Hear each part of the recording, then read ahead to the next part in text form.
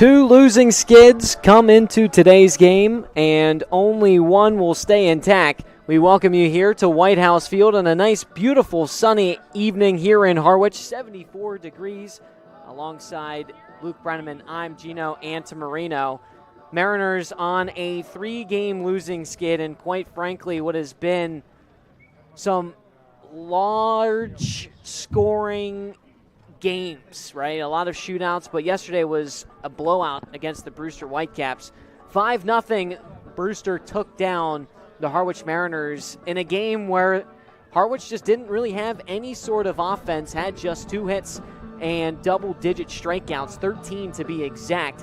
The Mariners now the second most strikeouts in the Cape League. So that's a thing that the Mariners are trying to right the ship on, but Luke, you were very critical of yesterday's approach at the plate, wanting them to be a little bit more aggressive. I'm assuming that's the same type of approach you want to see tonight against the Bourne Braves. Absolutely, Gino. And when you look at teams who are slumping, it's a part of summer baseball. It's a part of any level of baseball, especially when you're playing every single day. You're going to get hot and you're going to get cold. It's just like when you get good breaks on winning streaks, sometimes the bad breaks start to flood in when you've lost a few in a row. But the best teams in any league are when you start a winning streak, how can you stay on it? But more importantly, when you're on a losing streak, how quick can you get out of it? And this is a Bourne team who's last in the West Division. You're at home tonight at White House Field for the Mariners. A good crowd already intact, and arguably the best weather night we've had of the year. So no better time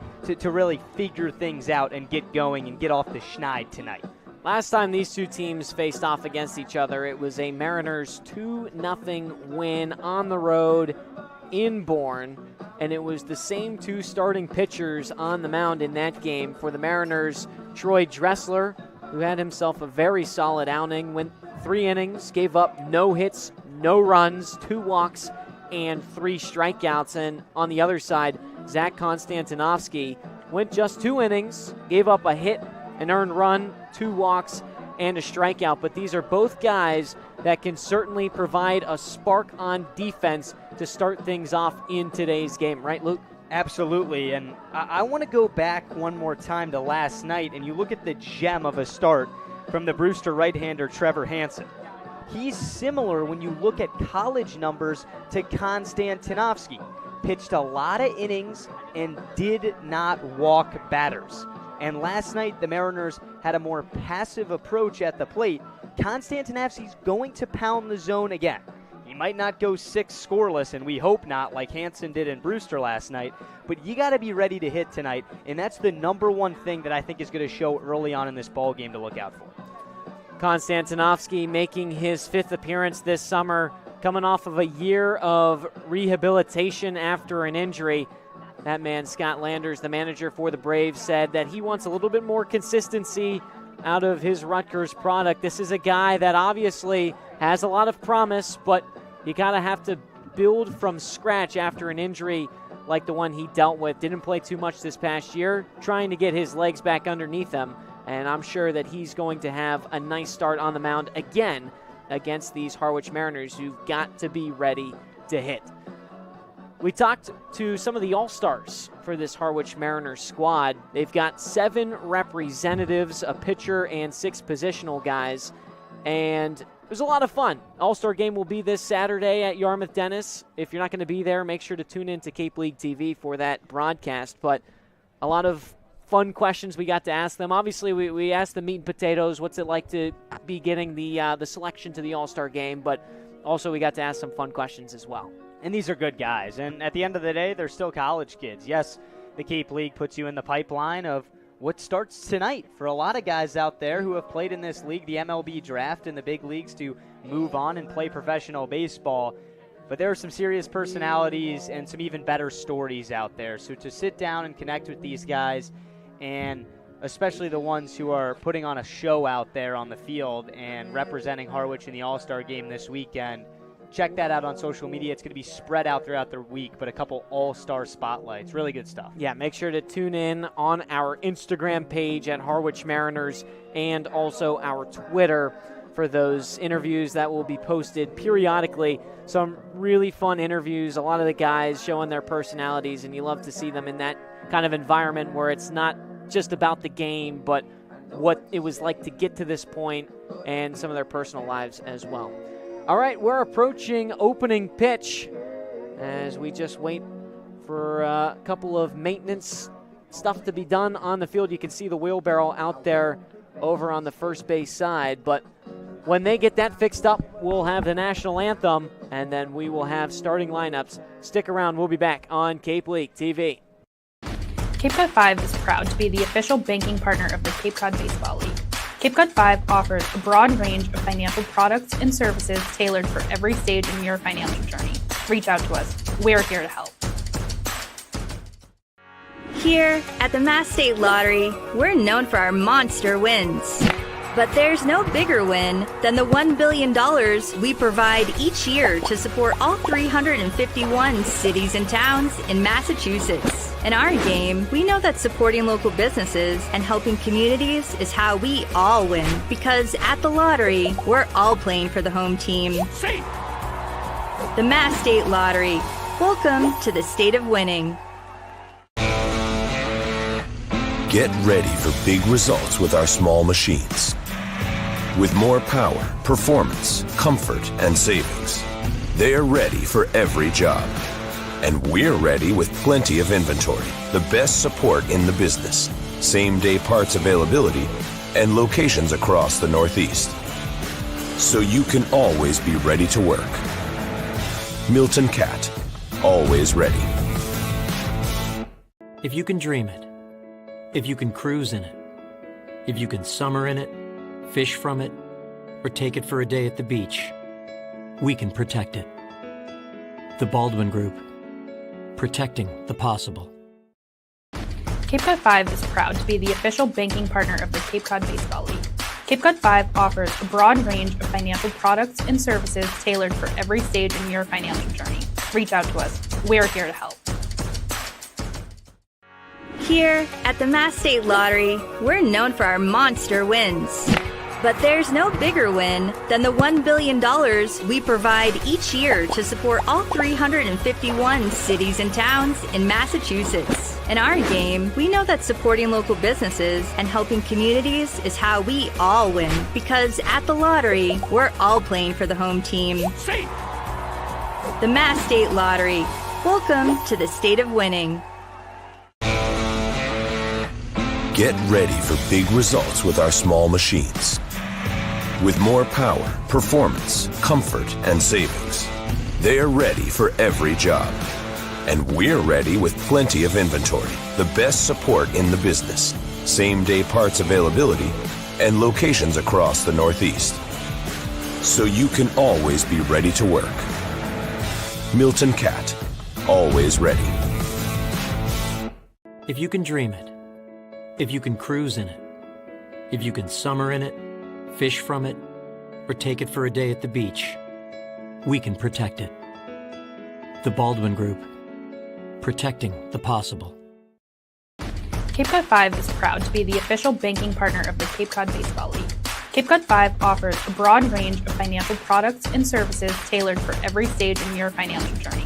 Reach out to us. We're here to help. Here at the Mass State Lottery, we're known for our monster wins.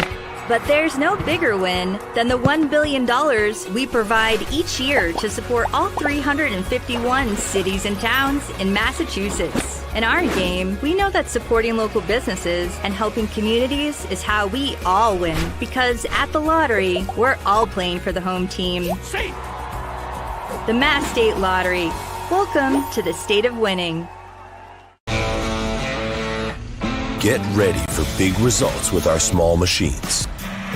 With more power, performance, comfort, and savings, they are ready for every job. And we're ready with plenty of inventory, the best support in the business, same-day parts availability, and locations across the Northeast. So you can always be ready to work. Milton Cat, always ready. If you can dream it, if you can cruise in it, if you can summer in it, fish from it, or take it for a day at the beach, we can protect it. The Baldwin Group, protecting the possible. Cape Cod 5 is proud to be the official banking partner of the Cape Cod Baseball League. Cape Cod 5 offers a broad range of financial products and services tailored for every stage in your financial journey. Reach out to us. We're here to help. Here at the Mass State Lottery, we're known for our monster wins. But there's no bigger win than the $1 billion we provide each year to support all 351 cities and towns in Massachusetts. In our game, we know that supporting local businesses and helping communities is how we all win. Because at the lottery, we're all playing for the home team. The Mass State Lottery. Welcome to the state of winning. Baseman from Duke, number 30, Sam Harris.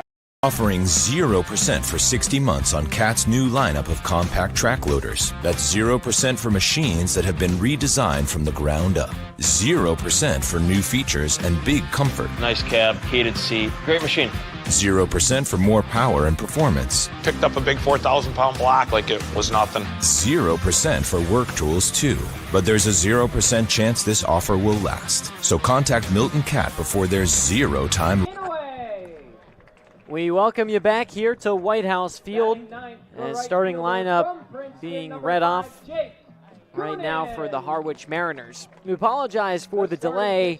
Had a little bit of an issue out in right by the Bourne Braves dugout. The hose that's connected underground would not go down, so they had to make sure that that is away from the playing surface before we continued.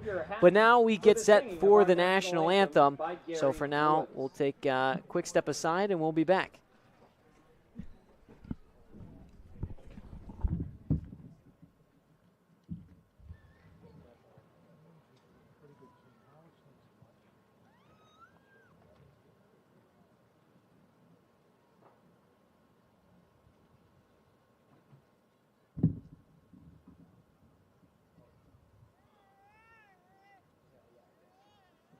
Oh, say, can you see by the dawn's early light what so proudly we hailed at the twilight's last gleaming, whose broad stripes and bright stars through the perilous fight o'er the ramparts we watched were so gallantly streaming, and the rocket's red glare, the bomb bursting in air, gave proof through the night that our flag was still there. Oh, say, does that star-spangled banner yet wave o'er the land of the free and the home of the brave? Thank you, Gary Woods. Fans, it is now time for our first pitch. Let's please All right. White House Field welcome Just to getting Wyatt set for Joyce. opening pitch between the Bourne Braves and your Harwich Mariners. There's Wyatt Joyce on the mound, throwing out the first pitch. Come on, Wyatt. Throw a strike. Look how locked in he is. Look oh, out. my. Oh, yeah. Right down the middle. How about that? No framing needed from Conti. That was perfect. Gary Woods, the national anthem singer. You got Wyatt Joyce throwing out the first pitch. A nice duo.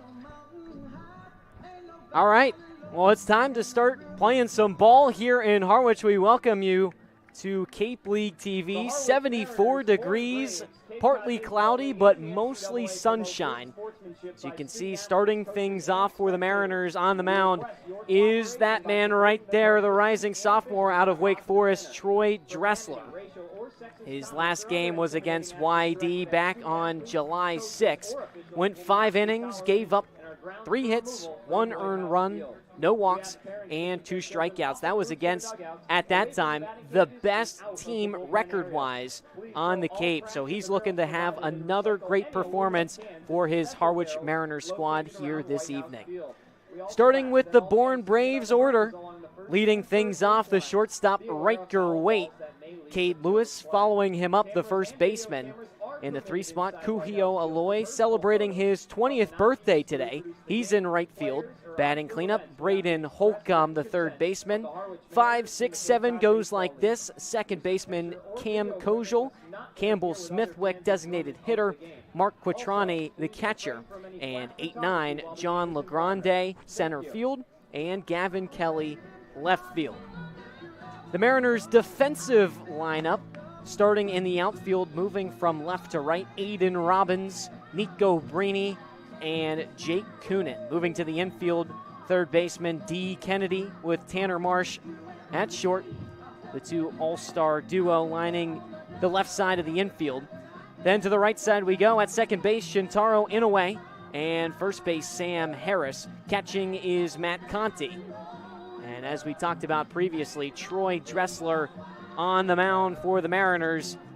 He's someone, Luke, that has really proven to be one of the top pitchers this summer, making his 4th appearance on the mound and his 3rd start. He's got a 3.86 ERA, but he's gone up against some of the toughest competition, including YD last time out, and he pitched pretty well. Back-to-back starts with flawless stuff. You look back to the last time you saw the Bourne Braves, well, that was the trigger point of the Harwich winning streak over that week. That was the Sunday before the week of the 4th of July. Led to a winning streak that they did not lose coming out of that weekend. Well, he had the trigger to that, and then he had the statement when they beat YD. He went 5 innings of 1-run baseball against the best offensive team in the Cape. So the Troy Dressler we've seen the last 2 times out, that's an all-star right there. We hope to see the same tonight. And a Wake Forest connection between him and Conti should be something to look out for as well. Here is Riker Waite from the left side. The Braves come into today on a 2-game losing skid. The Mariners on a 3-game losing skid. Here's the first pitch. Upstairs for ball 1. First pitch clocking in at 5:44 here on a nice Sunday evening in Harwich. 74 degrees and sunny. No wind. The 1-0. This one is chopped to second. Inoue's there, and he sidearms to first for out number 1. It's the type of start you're looking for. When Dressler has command of that fastball, he is going to shove it in on especially right-handed hitters and try and get those jam shot weak contacts the other way.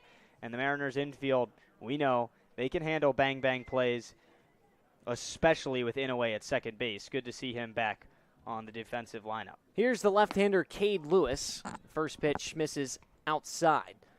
Lewis, a rising junior, out of Wake Forest. So there you go. You got the pitcher, the catcher, and the man at bat, all representing the Demon Deacons. As the 1-0 popped up in foul territory and out of play. Lewis, one of the top hitters on this Braves squad, comes into today leading the team with 23 hits, 7 extra base knocks as well. Also throw in there, he can drive in runs, 14. That leads the team. Here's the 1-1. Ground ball this time to short.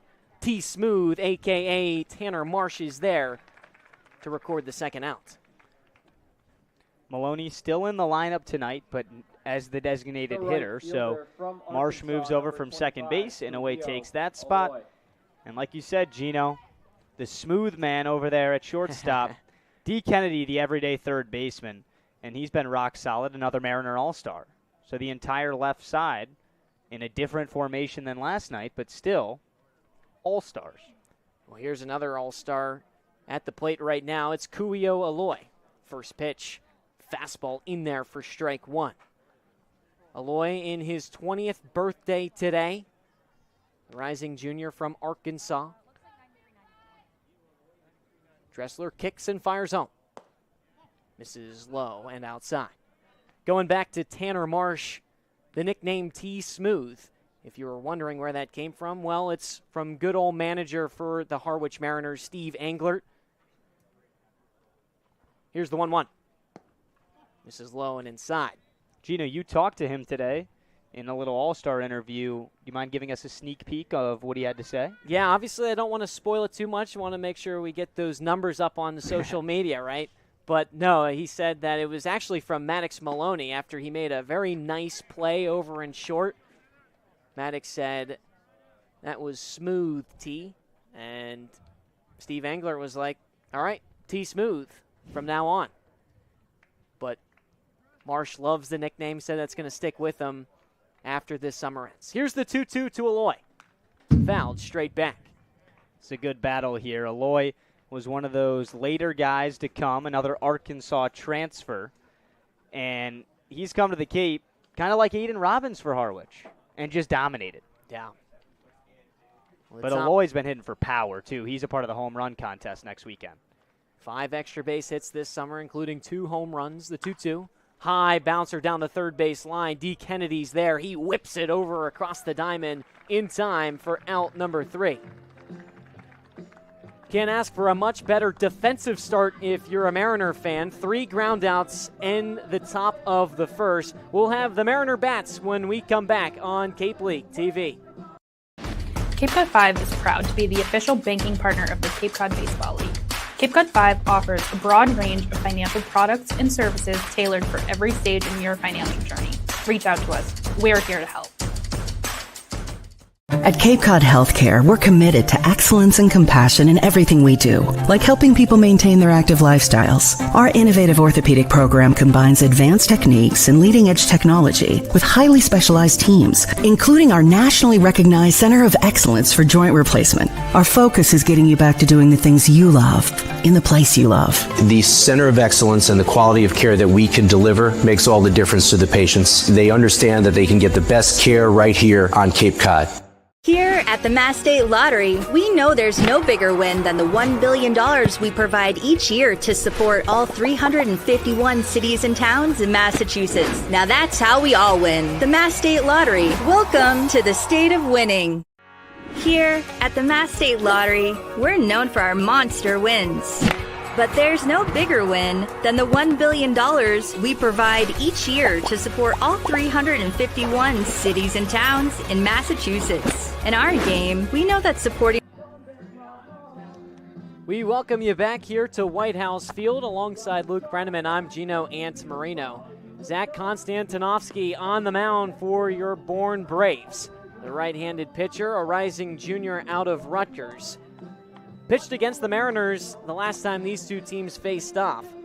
Went just 2 innings, gave up a hit, an earned run, 2 walks, and a strikeout. That was back on June 29th. Scott Landers, the manager for the Bourne Braves, said that he wants more of that consistent play and consistent pitching out of his starting pitcher today. We look at the Harwich Mariners starting lineup that Konstantinovsky will face off against. Leading things off, the shortstop Tanner Marsh. And second, Nico Brini, the center fielder. Aiden Robbins in the third spot, the left fielder. 4, 5, 6, Maddox Maloney, the DH. Sam Harris, first base. D. Kennedy, third base. And rounding out the order with 7, 8, 9, Matt Conti, catcher. Shintaro Inoue, second base. And Jake Coonan, right fielder. Righty-on-righty matchup to start things. First game that Tanner Marsh has led off so far this summer. The highest he has gone before this was the 2-spot hitter. First pitch he watches outside, a 90-mile-per-hour fastball from Konstantinovsky. Marsh is just a tough guy to put down in the lineup. Consistently gets on and gets hits. The 1-0. Outside. I mean, that is a good thing. Well, he replaces Trey Broussard, who's been the go-to number 1 hitter for the Mariners. He's been playing every day. He certainly has, and deservedly so. Leads the team in hits. Here's the 2-0 to Marsh. It's the inner edge for strike 1. Marsh, one of 4 all-star selection players for this Harwich Mariners squad in today's game. Here's the 2-1. Swing and a miss, strike 2. Spoke with Marsh as well as all the other all-star representatives for the Mariners. A nice sit-down interview. Make sure to check that out on our social media. And will be posted on our Instagram and Twitter at Harwich Mariners. Drop a like, leave a comment. Maybe if you're dying to know a question or an answer to one of these players, make sure you drop those in the comment section. Here's the 2-2. Ground ball, third base side. Holcomb charges and slings across the diamond, and they got him. Cade Lewis had to rise up. Looked like a flamingo there, standing on his tippy toe, but secured the first out. Looked like the first base umpire, Eric Carmona. I could kind of hear him verbally describe that, yes, Cade Lewis did rise up and was off the bag, but he got back down with possession of the ball before Marsh was there. So the throw originally was high enough to pull him off the base, but Marsh couldn't get there in time. Here's Nico Brini from the left side. If you saw his numbers, just batting a 1.37, but he can make plays like this. This is going to be a tough one. He bunts it. The throw down to first in time. Man, Brini showing off the wheels there. But a nice throw from Quattrani behind the dish. That brings up the defensive lineup for the Bourne Braves, starting in the outfield, moving from left to right. Gavin Kelly, John Legrande, and Kuhio Aloy. To the infield at third base, Braden Holcomb, Riker Waite at short, Cam Kojal at second, and Cade Lewis at first. And then making that last out was Mark Quattrani behind the dish. Here's the first pitch to Aiden Robbins. Misses low, hits the outside corner for strike one. Gino, I'm just going to address the obvious. Today's a big game for the Mariners. Every game counts for the same, but when you lose 3 in a row, that's the start of a streak in my eyes, and you don't want to keep streaking and let this get to, 4, 5, so on. You got to cut it tonight. This is a Bourne team last in the West Division. They're really struggling too. So a good pitching matchup, two guys who have dueled off before this summer, and Dressler was on top last time. 1-1 this one, skied out towards center. Legrande running back and looking up, makes the catch for out number 3. So after the Braves offense goes 1-2-3, the Mariners do the same. We head into the second inning, still scoreless. We'll be back on Cape League TV.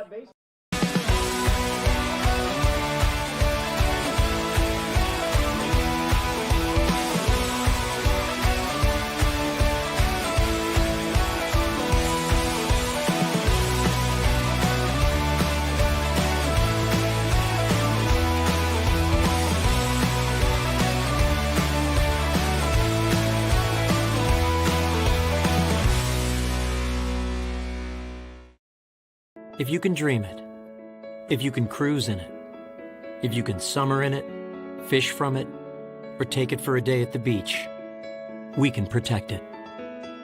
The Baldwin Group, protecting the possible. There hasn't been a ton of training when it comes to bat speed or products for players to be able to train bat speed.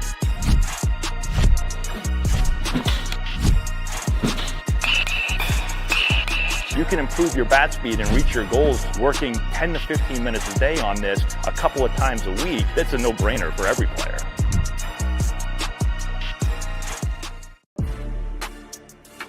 You can make any bat feel lighter by adding a velo puck knob. Instead of having to go get a whole entirely new bat, you can simply add the puck to it. Players can use this with any bat. It's basically going to shift the weight of the bat a little bit more towards the hands. Players are able to hit the ball a lot harder just by simply adding the puck on.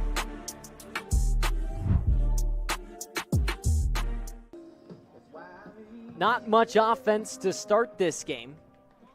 Both teams going 3 up, 3 down as we head into the second inning. We welcome you back here to White House Field on a beautiful Sunday evening in Harwich, 74 degrees and sunny, no wind. And I'm here with Luke Brenneman. I'm Gino Antmarino. 4-5-6, 2 up for the Braves. Here's Braden Holcomb from the right side. Troy Dressler on the mound in his second inning of work. The rising sophomore at Wake Forest. Kicks and deals. This one's lined foul. Holcomb, a rising junior out of Vanderbilt. A true Ironman for this Braves squad. Only player on the roster to play all 22 games this summer. You talk about availability being the best ability. Well, he certainly fits that category. Here's the 0-1. Right down the middle for strike two. 92-mile-per-hour heater from Dressler. It's early, but a lot of good signs now just in the top of the second from Troy Dressler. When he has his best command, he is nearly untouchable and has proven that his last 8 innings. The 0-2. Just getting a piece of it. Holcomb has had a little bit of strikeout issues this summer.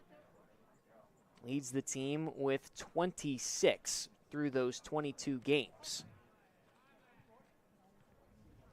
Troy Dressler in search of recording his 7th strikeout this summer.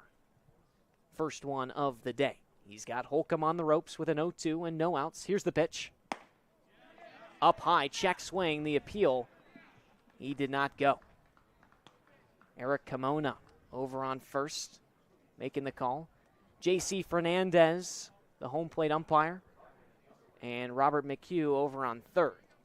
Holcomb is very slow and deliberate about his approach pitch by pitch. Here's the 1-2, swing and a miss, strike 3. An off-speed at 84 mile per hour ties up Holcomb on the inside. It's the first strikeout of the day for Dressler. And here comes Camden Kojal. That's just such a sick pitch. When you get ahead and you just have that in your back pocket to pull out in a 2-strike count. Dressler moving quick, efficient. See if he can keep it going. Here's the lefty Kojal, the second baseman today. The first pitch stares at and watches it hit the outer edge for strike 1. Kojal's a guy that Scott Landers thinks is really going to get going soon. The 0-1. Bounced foul. He's only had 21 at-bats, 4 hits so far in the summer, but he's a returner from last summer. He's comfortable here. Scott Landers referred to Kojal as one of the better locker room guys, a solid leader, and if you're not producing and you're still a leader, that's telling about your character. 0-2, skies high, first ball of the count. But we talked, as you mentioned, Luke, to Scott Landers, the manager for the Braves in his 4th season. And we asked him, who are some guys that stand out to you? And he said, to be honest with you, it's not fair. As that one hits the middle of the zone, strike 3 off the heater from Dressler. The designated hitter from Ole Miss, number 45, back-to-back strikeouts Campbell from Dressler. Smithwick. And there's 2 away in the top of the second. Here's Campbell Smithwick, the DH. But Landers said, it's tough to really say someone that sticks out more than someone else because everyone provides a different element to the team. First pitch misses high on Smithwick. And he said, as long as the guys are ready to go and it's a good group, right, there's not bad apples amongst them, then for the most part, he's doing his job well. 1-0, a wave and a whiff. Well, so is Troy Dressler. He's getting a lot of swing and miss now in the second inning. He's already struck out the first 2 batters. And any contact has been foul or soft now through the first 5 batters. Here's the 1-1. This one's lined over the head of Kennedy and down for a hit. First hit of the day for either team. It belongs to Campbell Smithwick of the Bourne Braves. And so with 2 away, a base runner in the top of the second. Another good pitch. He executed his spot, up and in on the hands, and Smithwick just caught it off the handle. Not what he's trying to do. Got to give him credit for having the muscle to be able to push one beyond the infield for a hit. But Troy Dressler and Matt Conti know that the Mariners can live with that, especially with 2 outs. Just go get the next guy. Here's Mark Quattrani from the right side. If that name sounds familiar but you don't remember him wearing a Braves uniform, well, you'd be right. He played for Falmouth to start this summer. He gets set for his first offering. It hits him.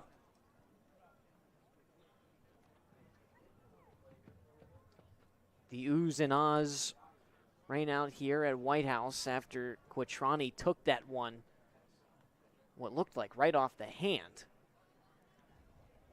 As he takes his spot on first.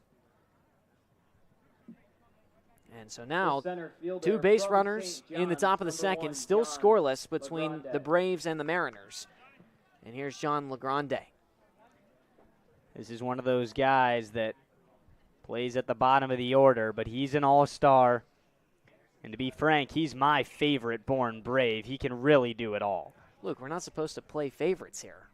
Here's the first pitch to LeGrande, and this one's blooped into center, down for a hit. Smithwick gets the windmill home. Here comes the throw. Kennedy cuts it off, and Smithwick's there. The Braves score one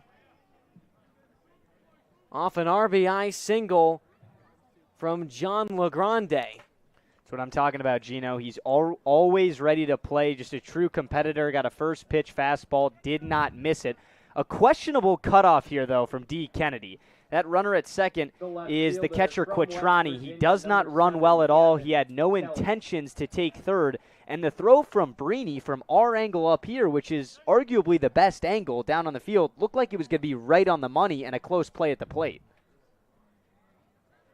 I'm not going to go as far as saying that by any stretch of the imagination he would have been out, but it would have been worth seeing a Conti tag. Right.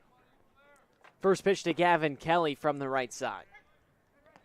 Heater in there for strike one. If you're Dressler, you got the first 2 outs of this inning quick. This is not what you imagined in the top of the second, but keep the damage to just 1. Go after the 9-hole hitter, same confidence, same stuff. Dressler looks back, now deals home. Fouled straight back. And we saw a lot of this the last couple of games from the Mariners, whether it was a 2-strike at bat that ended up being a walk or a hit, or they would record the first 2 outs of the inning, and then all of a sudden the offense for their opponents would start rallying and scoring maybe a run or two. Mariners trying to get that put-away pitch. Dressler tries to do it here. The 0-2. Just getting a piece of it was Kelly. Now you're ahead 0-2. Dressler, we've seen him be a little picky at times. He can put it outside the zone, try and warrant a chase from Kelly. I don't think it's a bad idea with 2 on and one in scoring position. Quattrani on second, LeGrande on first after that RBI single that plated the first run today. Here's the 0-2, grounded to the mound. Dressler's there to haul it in at the knees as he underhands to first and records out number 3. So after back-to-back strikeouts to start the frame, the Braves go on a little bit of a streak. As Campbell Smithwick scores the first run of the day, he was brought home from John LeGrande. And so the Braves up 1-0 over the Harwich Mariners. We'll be back for the home half of the second on Cape League TV. Cape Cod 5 is proud to be the official banking partner of the Cape Cod Baseball League. Cape Cod 5 offers a broad range of financial products and services tailored for every stage in your financial journey. Reach out to us. We're here to help. Here at the Mass State Lottery, we're known for our monster wins. But there's no bigger win than the $1 billion we provide each year to support all 351 cities and towns in Massachusetts. In our game, we know that supporting local businesses and helping communities is how we all win. Because at the lottery, we're all playing for the home team. The Mass State Lottery. Welcome to the state of winning. Get ready for big results with our small machines. With more power, performance, comfort, and savings. They're ready for every job. And we're ready with plenty of inventory, the best support in the business, same-day parts availability, and locations across the Northeast. So you can always be ready to work. Milton Cat, always ready.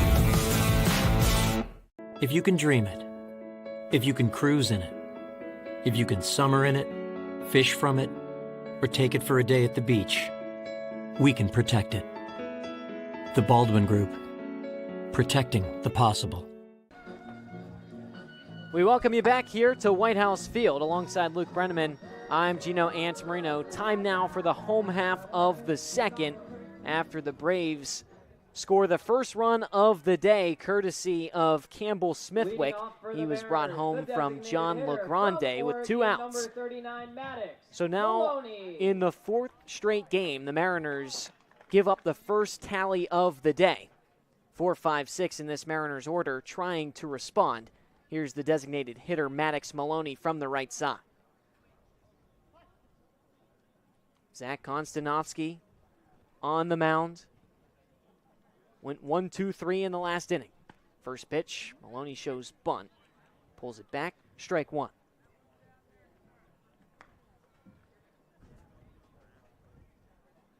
Talked to Maloney before the game about what it was like to get the All-Star selection this summer.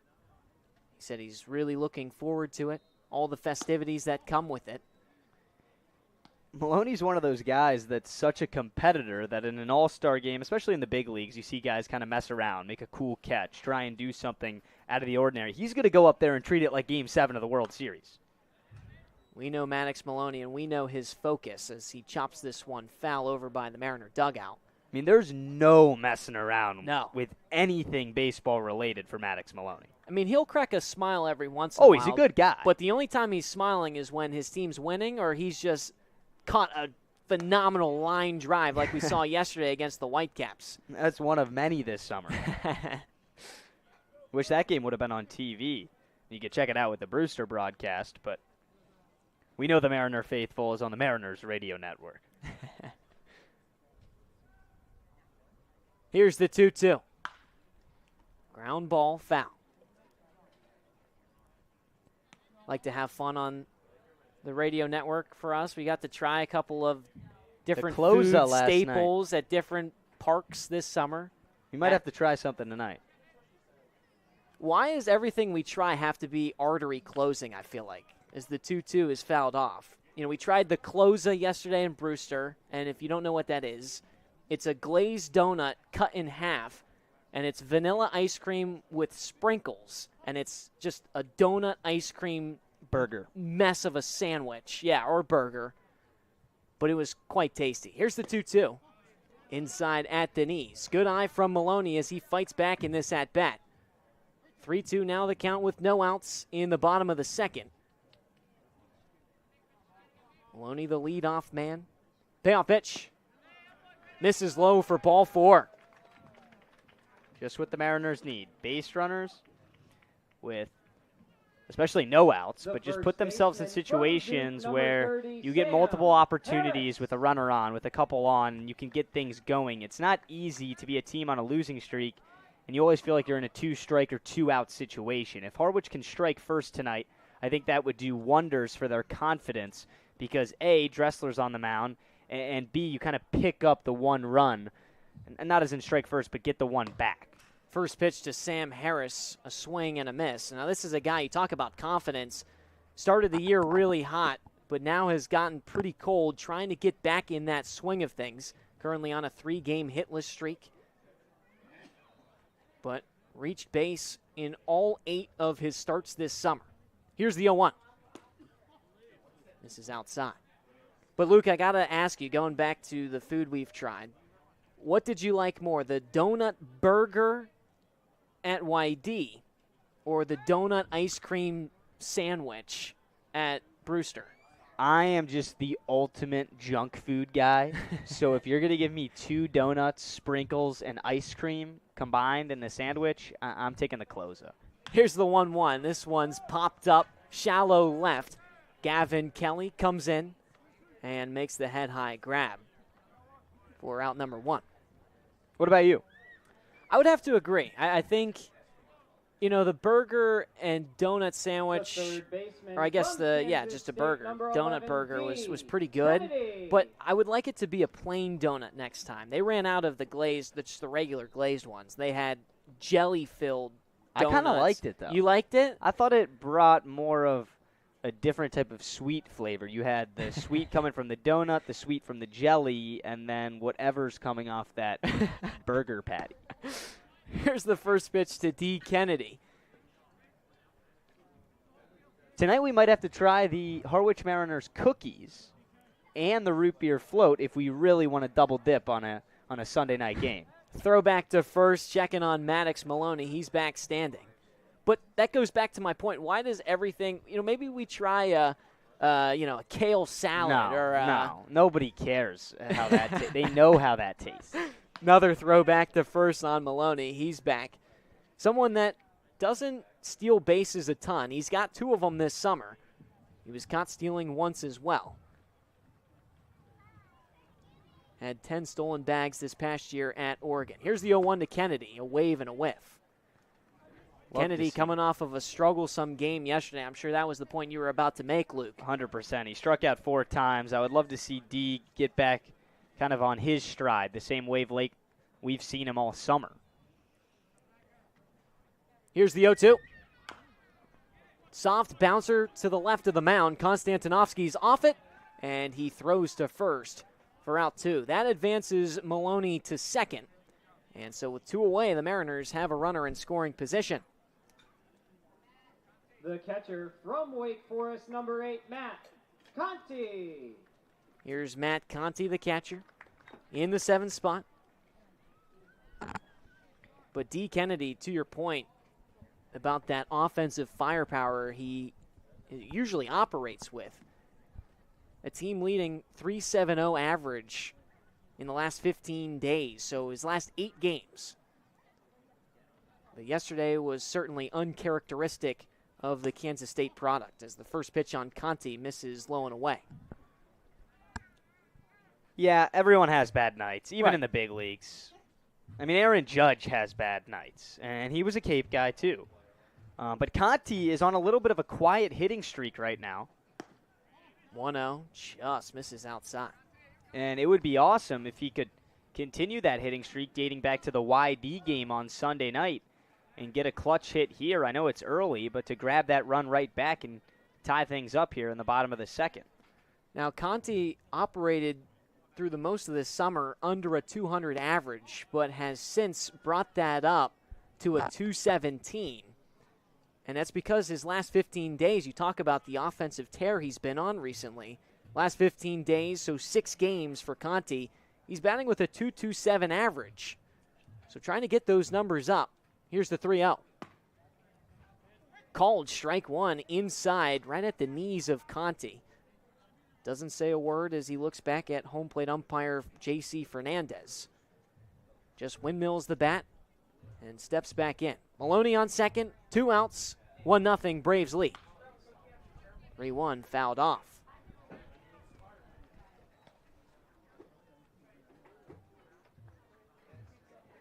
Conti can certainly hit for power.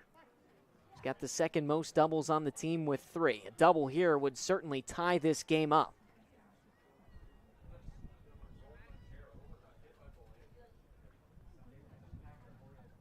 Konstantinovsky looks back at Maloney. Now deals home the payoff pitch.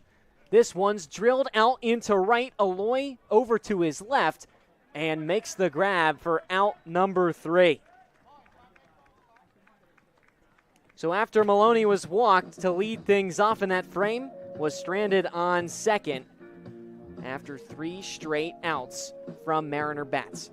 Harwich still trailing 1-0 to the Bourne Braves. We'll be back for the top of the 3rd right here on Cape League TV. Here at the Mass State Lottery, we're known for our monster wins.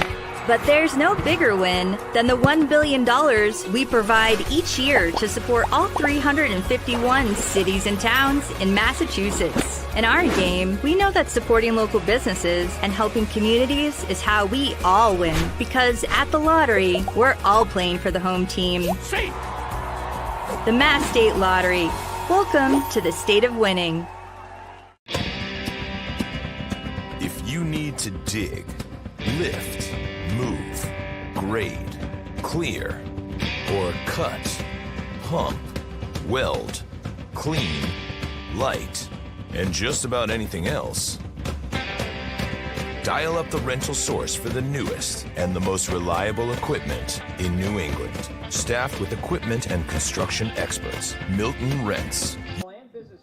Welcome you back to Cape League TV before the third inning starts.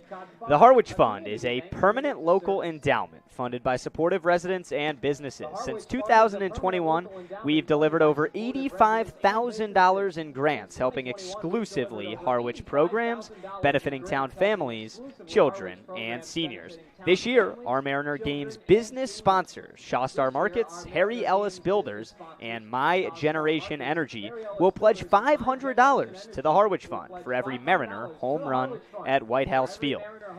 The Mariners are trailing by a solo home run right now. 1-0 the score. The Bourne Braves lead. Harwich comes in on a 3-game skid. The Bourne Braves, losers in back-to-back contests. Top of the order, due up for Bourne to start the third. Here's the shortstop, Riker Waite.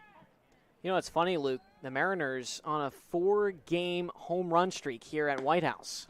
First pitch to Waite, a fastball right up and in, but clips the upper edge. Strike one. Waite grounded out to Inouye at second base his first time up. He's an all-star. The 0-1. A little bit low, 1-1. The first three in the Bourne Braves lineup will be Cape League All-Stars, Waite, Lewis, and Kuhio Aloy. 1-1 to the leadoff man in the third. The pitch. Jam shot, popped up towards third base. Kennedy trots back and makes the catch for the first out of the third. So with one out, nobody on, the first baseman, Cade Lewis, will dig in. First baseman from Wake Forest, number 23. Cade Lewis leads this team in runs batted in. He has 14 on the summer. Just one home run, but a team-high 6 doubles. He's really been their go-to guy to put balls in the gap. First pitch to Lewis. That's low and away, 1-0.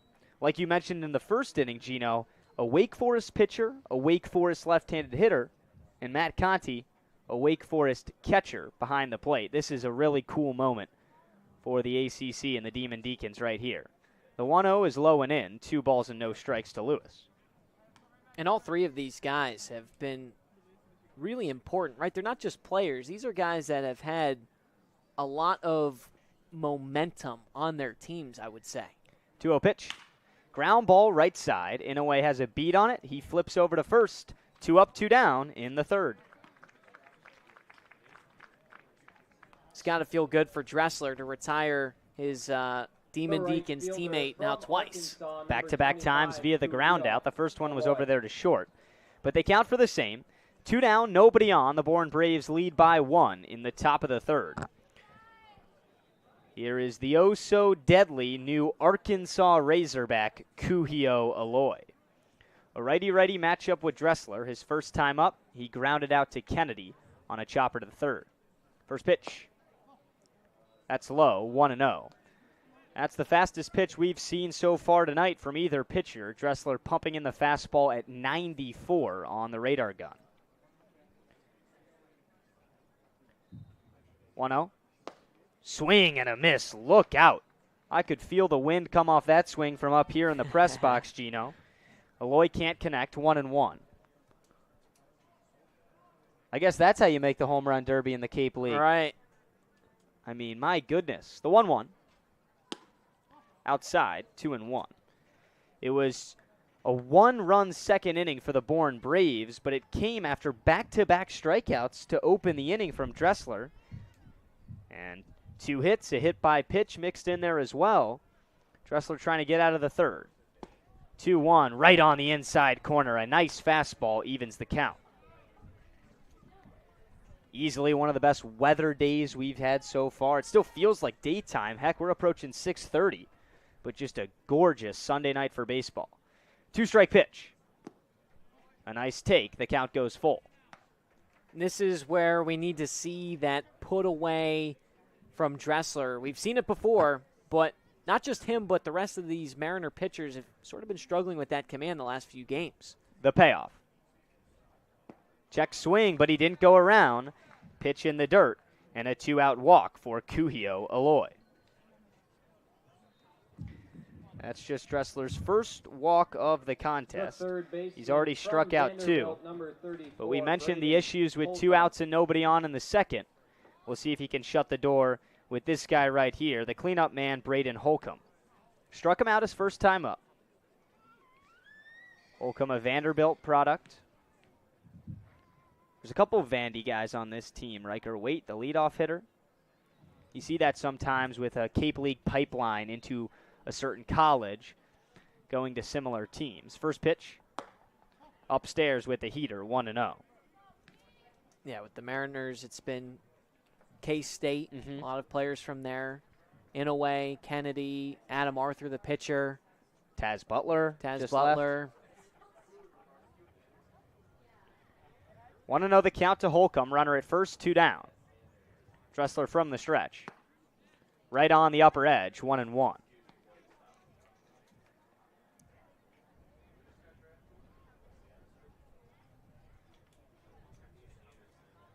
Dressler looks in. Holcomb, just a guy who we mentioned in his first plate appearance, takes his time in the batter's box. 1-1, fouled straight back. You can tell he values every pitch. That's something that you can have 2 approaches on. A, get in the box and swing the bat. Or B, you respect it. It slows down the pitcher, Dressler. He's in a little bit of a groove. And you get your ability to focus and treat every pitch like it's your last pitch. And when you talk to a lot of these coaches in the Cape League and managers, they suggest that that's how every guy should play. Every play should feel like it does in, say, a conference championship at school. The 1-2. Ground ball softly hit to third. Kennedy fields, throws across the diamond for the 3rd out of the inning. Dressler able to strand Aloy after a 2-out walk, and the deficit is still 1 for the Mariners. We'll be back for the home half of the 3rd on Cape League TV. When you need to dig, lift, move, cut, or just about anything else, then dial up the Rental Source staffed with equipment and construction experts. They'll help you get the right machine for the job and make sure it's delivered when and where you need it. With locations across New England and the newest and most reliable inventory, Milton Rents is your local source. You can make any bat feel lighter by adding a velo puck knob. Instead of having to go get a whole entirely new bat, you can simply add the puck to it. Players can use this with any bat. It's basically going to shift the weight of the bat a little bit more towards the hands. Players are able to hit the ball a lot harder just by simply adding the puck on.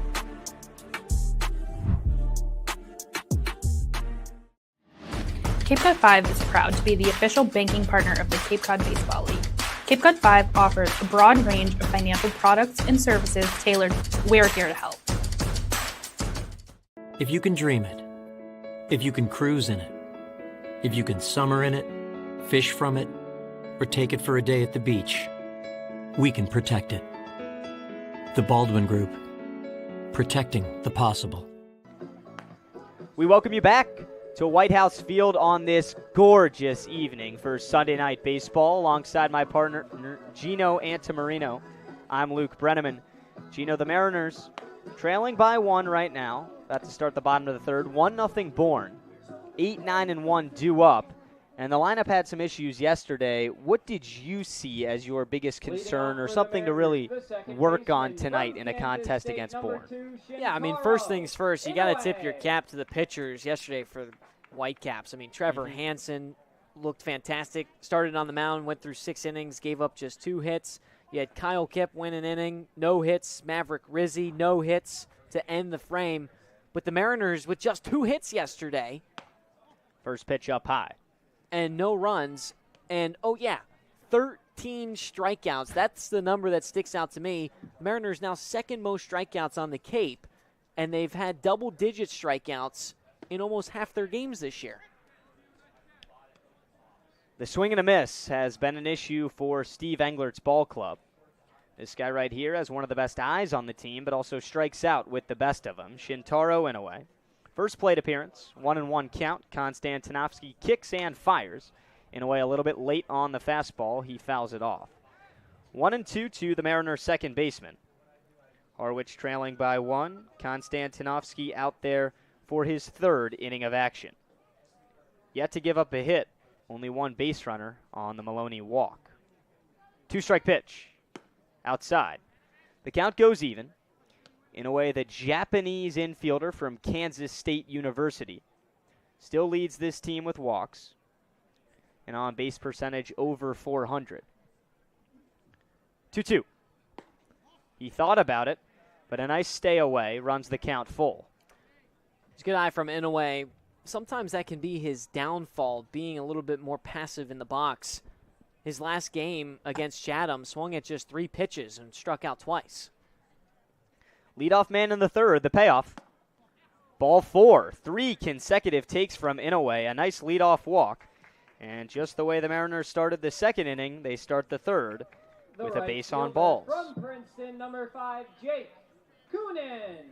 That brings up Coonan. He's kind of found a home in the bottom of the Mariner order, and this is a guy slumping right now.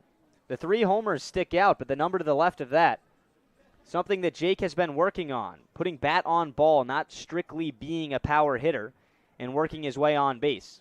A chance to do it with nobody out, and Inoue at first. Mariners trail by 1. First pitch off the plate, 1-0. And it's also something to note. I mean, Coonan has the second most RBIs on the team with 9.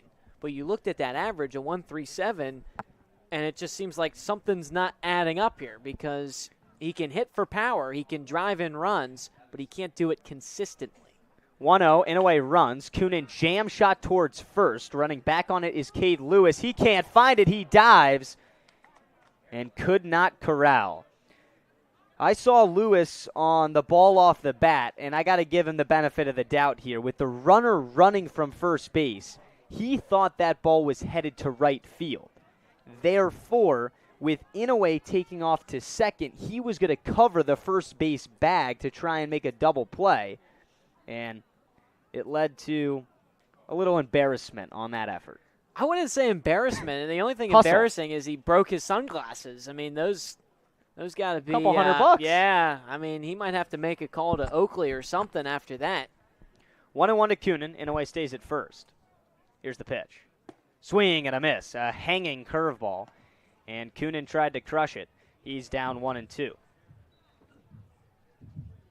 But that would have been a crazy catch if he would have got there. I mean, he wasn't that far off.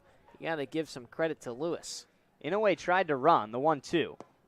Low and away, 2 balls and 2 strikes. He tried to run two pitches before the previous, and he only has 1 stolen base on the summer. So not a guy that often really tries to swipe a bag. The 2-2. Swing and a miss, strike 3. Coonan goes down reaching for that curveball in the dirt. That's the first strikeout of the night for Konstantinovsky. The shortstop from Liberty, number 22, Tanner Marsh.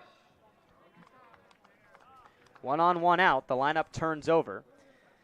So the second time through will start now in the third. Here's Tanner Marsh. In his first plate appearance, he grounded out to third base. Making his first start of the summer tonight in the leadoff position. Trying to bring a spark in the opening innings. They throw over to first, nothing doing with Shintaro.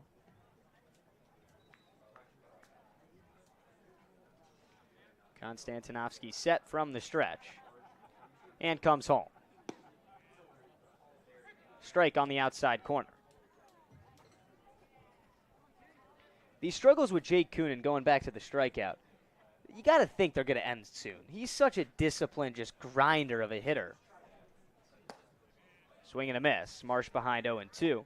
Yeah, I mean, it's just a matter of timing, and I know that's easier said than done, but when he times it up, he can get a lot of power, and that's where the home runs are coming from. He loads up that back foot, and when he makes contact, he rips through.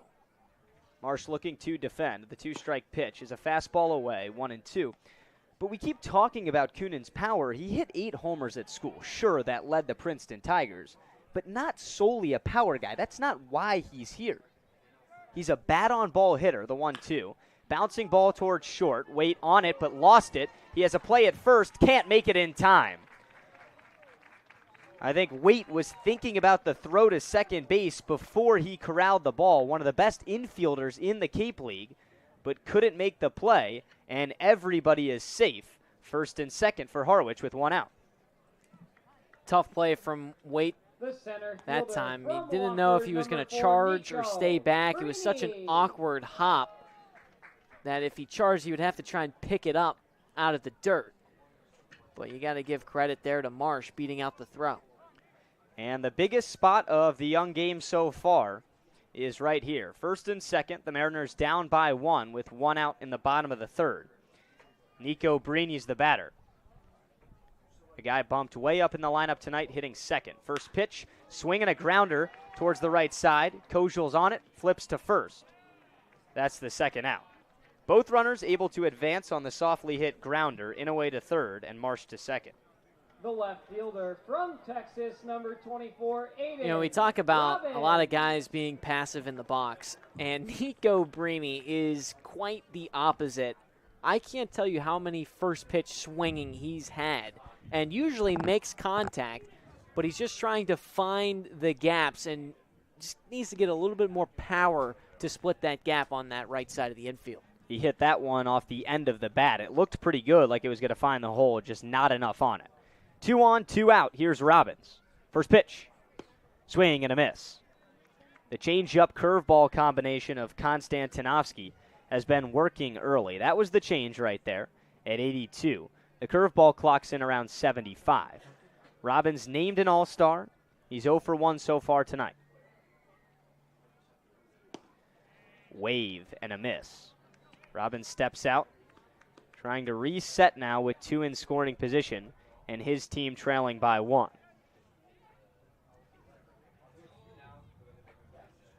See if Konstantinovsky goes to a high fastball here. The catcher set up low and away. The 0-2. Got him looking on the outside corner. Konstantinovsky leaves 2 in scoring position on a 3-pitch strikeout to Robbins. The Mariners trail by 1 after 3 on Cape League TV.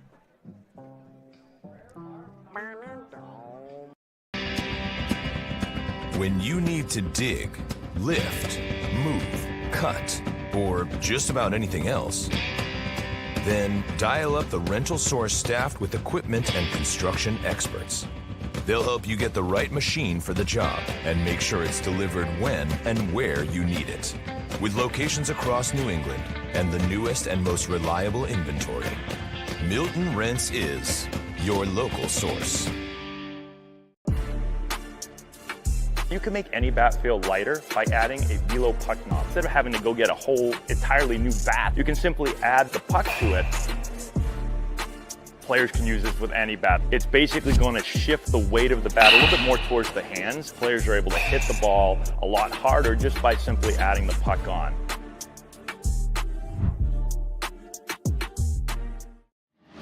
Cape Cod 5 is proud to be the official banking partner of the Cape Cod Baseball League. Cape Cod 5 offers a broad range of financial products and services tailored for every stage in your financial journey. Reach out to us. We're here to help. If you can dream it, if you can cruise in it, if you can summer in it, fish from it, or take it for a day at the beach, we can protect it. The Baldwin Group, protecting the possible. Back here in Harwich, a pitcher's duel through 3. And right now it's the Bourne Braves with a 1-0 lead over the home Mariners. Alongside Gino Antamarino, I'm Luke Brenneman. Gino, just 1 hit now in the first 3 innings for Harwich. The offense not totally there, but a nice start from Troy Dressler. Yeah, he has looked quite solid today. Just pitching to contact, right? He's got just 1 strikeout here this evening, or rather 2 strikeouts. But his defense has backed him up quite nicely. The batter's Kojal. First pitch swinging. 2-hopper to third. Inouye lets it bounce 1 more time, slides, and throws him out at first. A nice play from Smooth Shinny. Silky Shinny, baby. Oh, shoot, I confused him with fellow middle infielder T. Smooth. Silky Shinny's way better than Smooth Shinny. What the heck? Shinny's fired up about that one. 1 down, nobody on. Campbell Smithwick, the batter.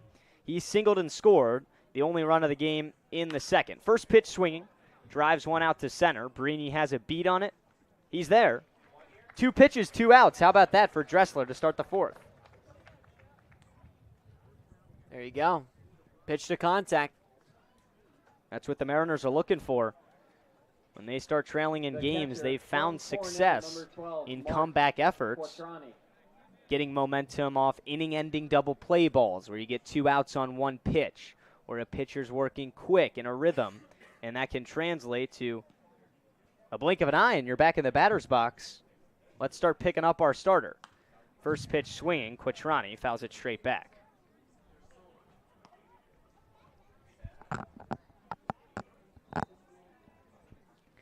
Dressler, if you look at him right there on your screen, he's always ready, almost challenging and begging the hitter to get in the batter's box. 0-1 is low. It's a mental game, right? Mm-hmm. I mean, it's 99% a mental battle between the batter and the pitcher. And you talk about Dressler, he just stares you down. Here's the 1-1. Fly ball, right field line. Drifting foul. It flies out of play. So now a 2-strike count to the catcher, Quattrani. He got plunked by a Dressler fastball in the second inning. 2 outs, nobody on.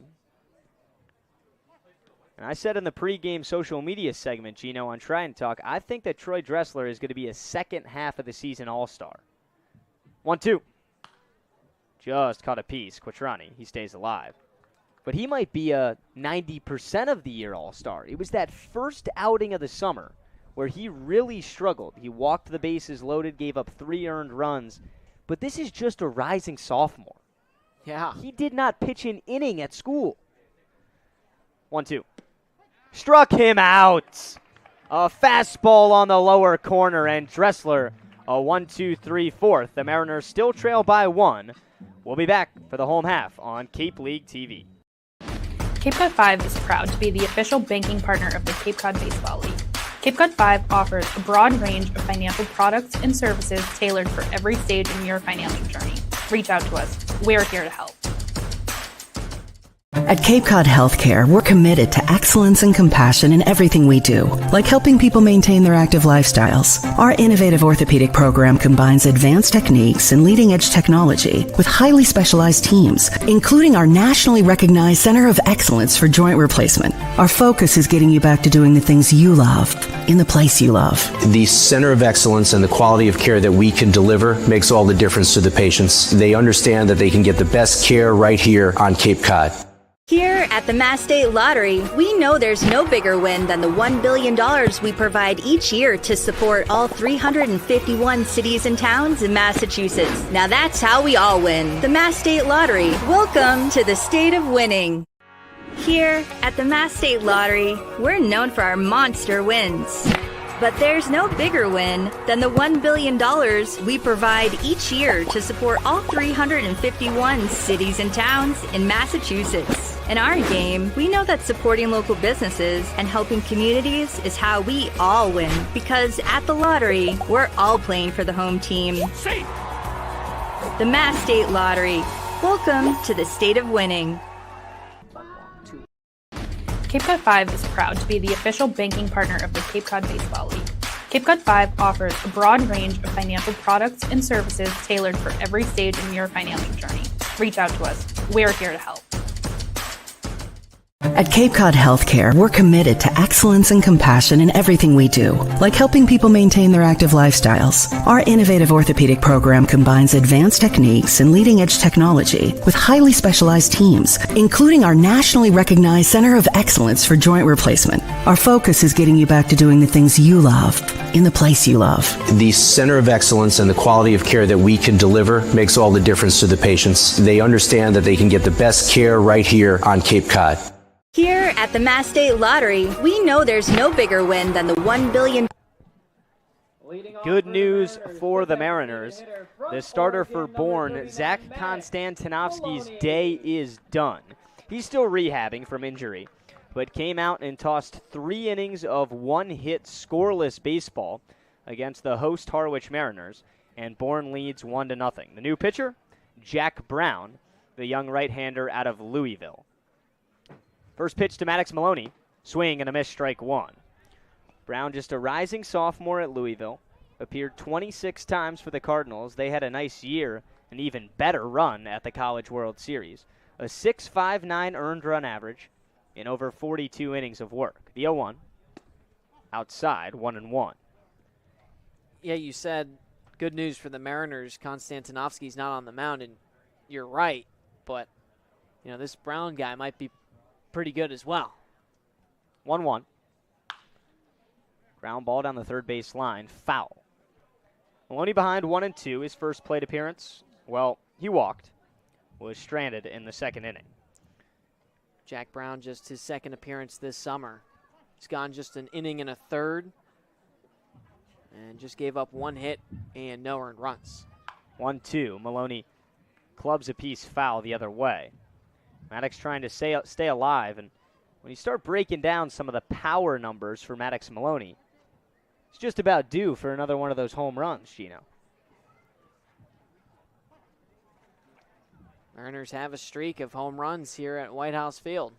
Maloney has 2 on the summer. 2-strike pitch. Fouled straight back. Maddox making the new reliever work a little bit here in the bottom of the fourth. Nobody on. Leadoff man Maloney. 4, 5, and 6 due up for the Mariners.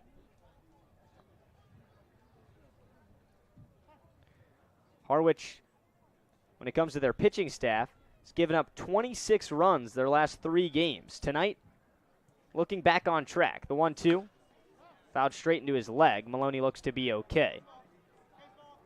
But you look back at that number, scores like this and scoreboards that look like the one at White House Field in the opening innings are the ones we're used to. And to be frank, the Mariners, at least in their first 2 weeks, would trail a lot in the early innings, and the pitching continued to keep them in it. Still the lowest ERA in the league, and then they'd score 2 or 3 in the middle innings and shut the door. The 1-2. Clubbed into left, a nice base hit. Maloney sticks around in a long at-bat, gets a pitch he liked. He didn't do too much.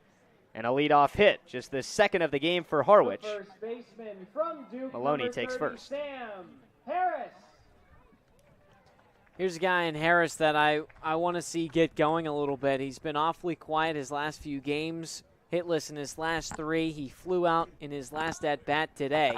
He's due to have a big offensive explosion here for the Mariners. Harris coming off a year as a Duke Blue Devil. 1 on, nobody out. The Mariners down 1 in the 4th.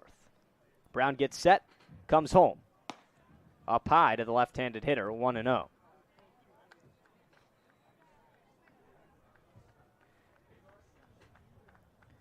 Sam Harris still without an extra base hit on the summer.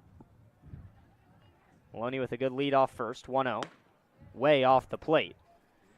2-0. Kennedy on deck. A good section of the order here for Harwich. Looking to get that 1 run back that was sacrificed on the top of the second inning.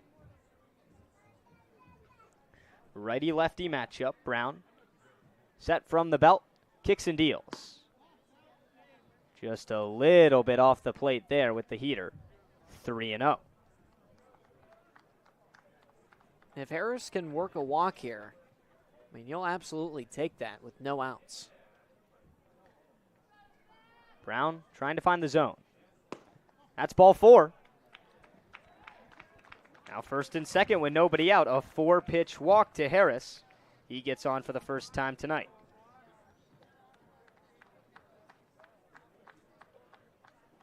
So Jack Brown comes in the game to start the 4th, gives up a hit, then loses Harris on 4 pitches, and now has to talk things over with Braden Holcomb, the third baseman, and catcher Quattrani.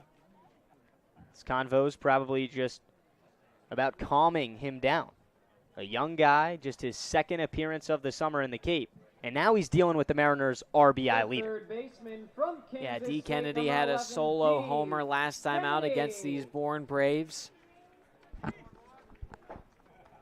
Trying to knock another one here. That would be huge. 2 on, nobody out. The Mariners down 1. Here's Kennedy. for the first pitch. Jack Brown needs his second. Looks Maddox Maloney back to second. And we'll dig back into the rubber.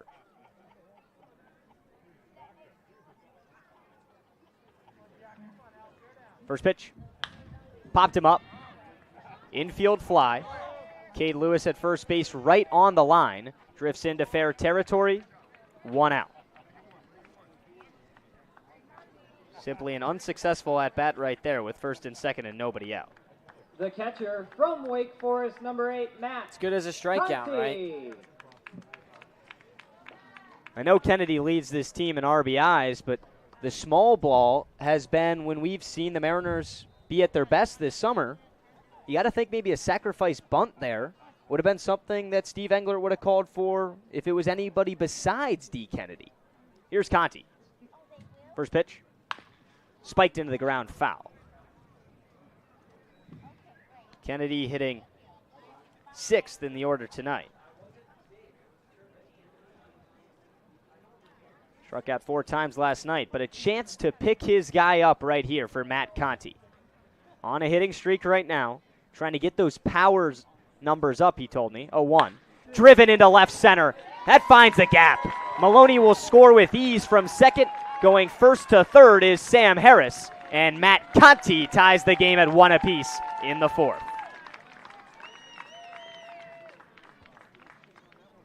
Right on cue with what we were talking about, starting to pull the ball is what Conti told me. Get the front foot down a little bit quicker, and he was all over that pitch right there.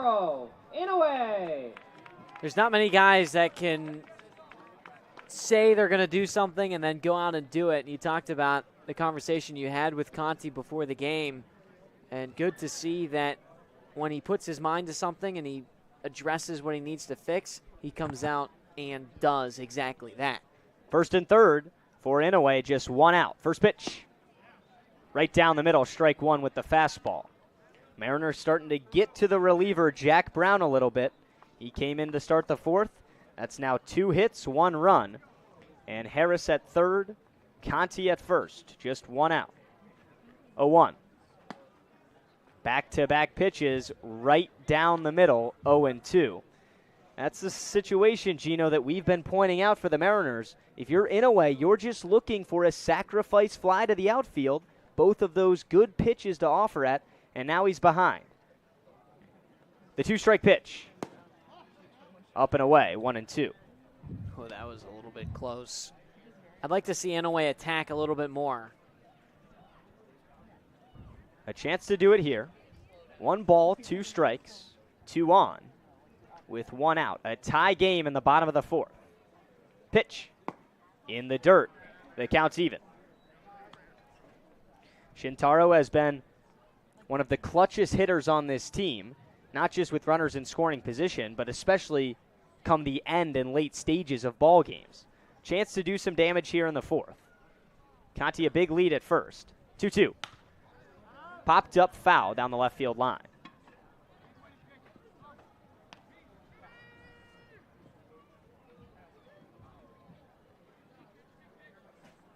Inouye with a 194 average on the summer, has knocked in 4 runs.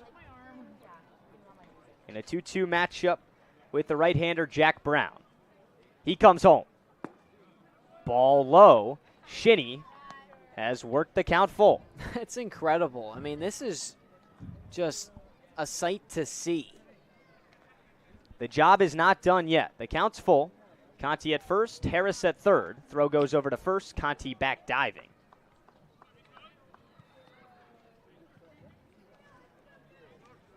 The Mariners are most likely going to see another inning of action, at least from the starter Troy Dressler. Just giving up 1 on 2 hits, trying to give him the lead here in the 4th. Another throw over to first, and they got Matt Conti.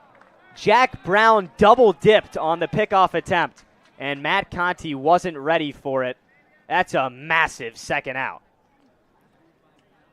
Yeah, and if you saw on the previous throwback to first, Cade Lewis, a Wake Forest guy, him and Conti were kind of jawing back and forth.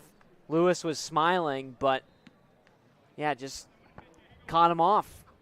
So now the situation has changed. Just a runner at third with 2 outs. The payoff. Smacked foul. Shinny making this quite an at-bat.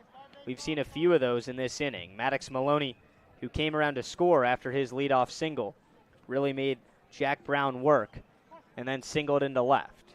One of those right here would put the Mariners on top.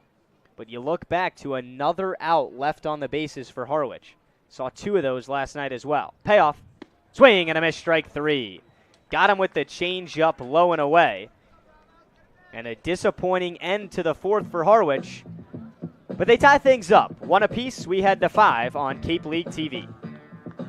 Offering 0% for 60 months on CAT's new lineup of compact track loaders. That's 0% for machines that have been redesigned from the ground up. 0% for new features and big comfort. Nice cab, heated seat, great machine. 0% for more power and performance. Picked up a big 4,000-pound block like it was nothing. 0% for work tools too. But there's a 0% chance this offer will last. So contact Milton Cat before there's 0 time left. There's a 0 chance that you'll want to miss our 0% for 72 months offer. For a limited time, CAT is offering 0% on the purchase of many new small excavators. That's 0% for better performance, 0% for next generation features. Great machine. It's quite impressive. 0% for work tools too. But there's a 0% chance this offer will last. So contact Milton Cat before there's 0 time left. One source has it all. The pros' go-to rental choice for the newest and most reliable equipment for any job. One source that has a team you can rely on, the people and a name you trust, with the tools you need. One source with a location near you and wherever the work takes you. Milton Rents, the right equipment when and where you need it. We welcome you back here to White House Field. Top of the 5th we go after the Mariners tie things up at 1 apiece, courtesy of Maddox Maloney, who was brought home by Matt Conti. So we head to the top of the 5th. 8-9-1 2 up for the Braves. John LaGrande leading things off. Gavin Kelly on deck. And as the order turns over, Riker Waite in the hole. That man, Troy Dressler, off to a red-hot start today. He's given up just 2 hits, and now his 5th inning of work. First pitch comes home on the outside, ball 1. Good to see the Mariners get one back. Now you got to keep this game tied. Here's the 1-0. Bounce through the right side, Inouye slides, hauls it in, sidearms to first, not there! Inouye can't believe it. He puts his glove up to his face. Wow, a bang-bang play, and LaGrande beat it out. That's what John LaGrande does. Already an RBI hit tonight, now an infield hit. Got to give Shintaro a lot of credit to even make that play close. Not many second basemen can do that. But LaGrande, he has the full package. Power, speed, and athleticism. Here's Gavin Kelly in the 9 spot from the right side. Look out for LaGrande to take second base. First pitch whistles inside at the chest for ball 1. LaGrande with 8 stolen bags this summer. Has been caught 5 times, though. Conti not afraid to show off the arm. We've seen him throw down quite often. Here's the 1-0. Bopped up behind home plate. Conti watches it sail into the bleachers. All right, well, we were just brought a plate of cookies from the Mariners concession stand here at White House Field, and they smell quite good. They look quite good. We've got a whole assortment. We've got chocolate chunk, like double chocolate chip. Like triple chocolate chip. Throwback to first on LaGrande. He's not there. You know, I'm getting quite good, I would say, at doing a food review and also calling the game. That's multitasking, baby. All right. Before we dive in, Dressler comes set, fires home the 1-1. skied in foul territory over by the Braves dugout and out of play. So a 1-2 count to Kelly. He's 0 for 1 today. All right. Are you gonna try the first cookie, Luke? So here's how this starts with. So we have 4 cookies. But I'm saying this is what, the third taste test we've had on the broadcast? We're going to compare it to the other 2, of course. But this is traditional. This isn't out there, and it's not a donut burger. These are just cookies. So these really got to blow you away if they're going to compete with the Closa last night. I mean, I felt like I was eating a Aroldis Chapman. And that guy's just a flamethrower, and that thing came in the 6th inning and shut the door on my entire night. Ice cream, sprinkles, donuts. Tonight, 4 cookies might do the trick. I'm a big cookie guy. The 2-2 misses low again. So we've tried the donut burger at YD. We gave that a upper tier ranking, in the 7s.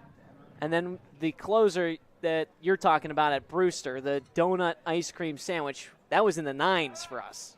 Throw back to first, not there. So this is going to be a test to see. Okay, let's stop dancing around it. You dive in first. Which one are you trying? Okay, you're going to chocolate chunk cookie sandwich with some chocolate frosting in the middle. All right, Luke's diving in. He's nodding his head. Throw back to first again, not in time. Look at that. Back and forth, back and forth. That's how you have to be with these food reviews and action on the field. I can always do ice cream in between a cookie. But not extra a frosting it just seems like too much to me. I'm not loving that one. On to the next one. But payoff pitch, LeGrande takes off, swing and a miss. The throw down to second.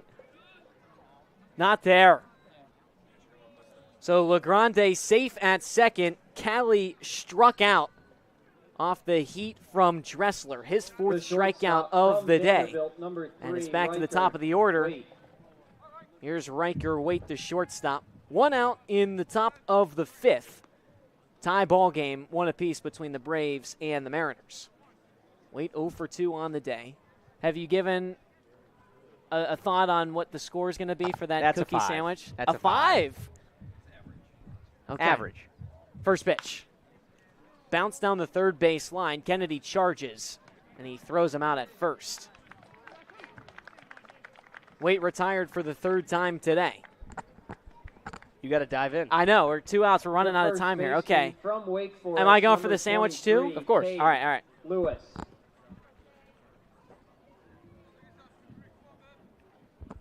That's quite good. You like it? I like that. So you like all the sugar. Bring on the frosting. Everything we've eaten this summer has been sugar. I'm saying that's like double, triple sugar, and then you add frosting. My parents won't recognize me when I come home. First pitch to Cade Lewis. Misses inside at the feet for ball 1. Speaking of sugar, let's just dive into the straight-up sugar cookie with the what is this? Like the standard – this is the standard gas station or grocery store, sprinkles, grocery frosting. Store. I don't know what gas station you're going to. I mean, the cookie station. 1-0. All right, this is just my all-time – like this is a I can't this go. is a I can't go chocolate to staple. sugar though. I can. Okay, you can. All right, you dive in. It's like a sugar cookie with some frosting on top and sprinkles. The classic birthday cookie that they have 4th of if you July don't want party. cake. Right. If you're lazy and aren't going to make your own. The 2-0. This one's blasted foul, left field line. It never misses. It's the same thing every time. It's like it's like McDonald's. Okay. You know what you're getting with it. Whether you like it or not, it's reliable. Consistent. It's cheap. It's all consistent. And with me, I love it. It's like the McNuggets too. They never miss. Okay. I'm gonna try a piece of it. Get some frosting. Okay, all right. Yeah, you're right. It's breaking apart. Dressler comes on with the 2-1. Right down the middle for strike 2, a 91-mile-per-hour fastball. So a 2-2 pitch coming up with 2 outs in the top of the 5th. Runner in scoring position as I dive into the sugar cookie. Dressler has done a really nice job tonight. It'd be a staple here in the 5th if he can get this out. Man, that's quite good. Here's the 2-2. And that's even better. A swing and a miss. Dressler, his 5th punch-out of the day, ends the inning with a man in scoring position, John LeGrande. Still knotted up at 1 apiece as I try and maybe tack on some more cookies during the break. We'll be back at some point whenever we finish up these this plate of cookies. Stick around on Cape League TV. When you need to dig, lift, move, cut, or just about anything else, then dial up the Rental Source staff with equipment and construction experts. They'll help you get the right machine for the job and make sure it's delivered when and where you need it. With locations across New England and the newest and most reliable inventory, Milton Rents is your local source. You can make any bat feel lighter by adding a velo puck knob. Instead of having to go get a whole entirely new bat, you can simply add the puck to it. Players can use this with any bat. It's basically going to shift the weight of the bat a little bit more towards the hands. Players are able to hit the ball a lot harder just by simply adding the puck on.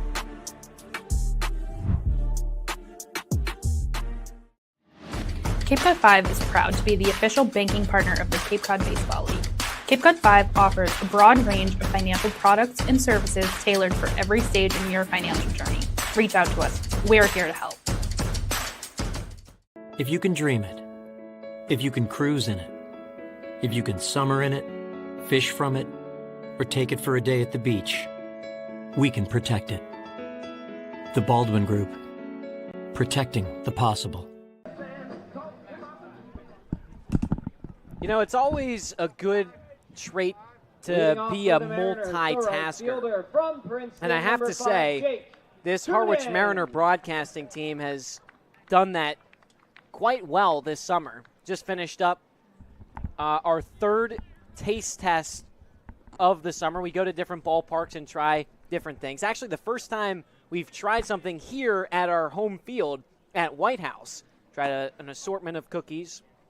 First pitch on Jake Coonan inside for ball one. If you can't tell by me still trying to swallow the sugar that's just caked onto my teeth right now. Amazing. 9,000 of them. Here's the 1-0 to Coonan. A wave and a whiff. I know what we're doing next. That root beer float down there. Oh, my goodness. I think that might be coming for the closer. I've had the donut burger. We've had the donut burger. We've had the donut ice cream sandwich. Here's the 1-1. In there for strike two. So the donut burger was at YD. The donut ice cream sandwich was at Brewster. That's called the closer. The closer. And then here, just an assortment of cookies that they were like, hey, you want to try these? Heck yeah. And we're like, absolutely. This one's grounded to third. Holcomb charges. And he slings it to first in time for out number one. I think that once we try the Harwich root beer float, we should have that be the staple of Harwich and do one from each team. Because cookies is tough. You know, you can get cookies anywhere. Right. And the Mariners really do advertise their root beer float down there. And I see a ton of people get it. You get a souvenir Harwich cup. So I think we can get one of those and compare that to the rest of, I guess, exotic home field dishes. First pitch to Tanner Marsh. Just misses low for ball one. You're absolutely right. I mean, but the cookies, they're killer. Yeah, I mean, those were fantastic. So we thought the chocolate chip was the standard chocolate chip. Just, I mean, bread and butter. It was soft, had a lot of chocolate in it. It's a 1-0. This is down. But you're right. If we're going to go to different parks and try staples, we gotta make sure it's consistent. Absolutely. Right. And it's going to be the root beer float. The 2-0. That one on the outside edge. Jack Brown, in his second inning of work for the Braves, has so far given up 2 hits and a run. That was back in the last frame.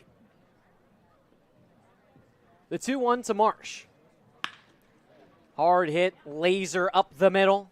Kojal's there. He throws him out at first. So quickly, 2 away in the bottom of the 5th. And here comes Nico Brini.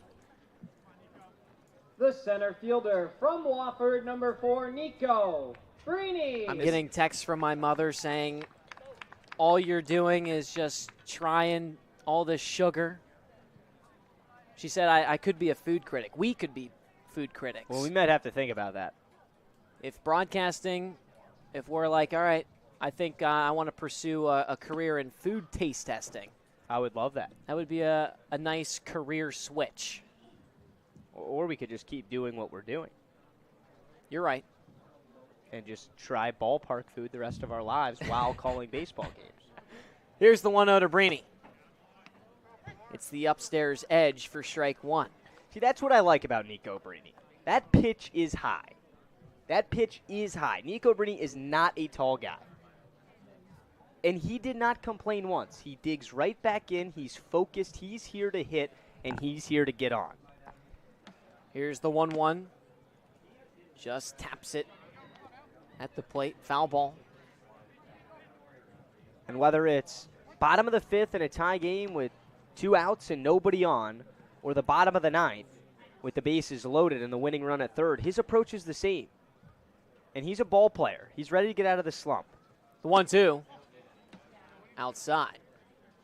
Nico Brini. 5'9", 190. You talked about that pitch being a little bit high on him, but doesn't complain. He stays locked in even through a slump. Here's the 2-2. High bouncer down the first base line. This might be tough. He's quick, and he doesn't get the throw off. Brini beats it out, diving head first.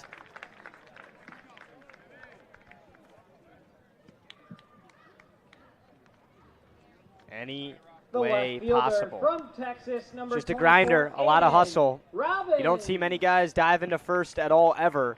If you do, it's normally in the World Series. Well, how about the Cape Cod Summer League? Yeah. A competitor. Brini just puts his nose down and drives all the way to the bag and then some. So Brini leading off of first with 2 outs, and here's Aiden Robbins from the right side.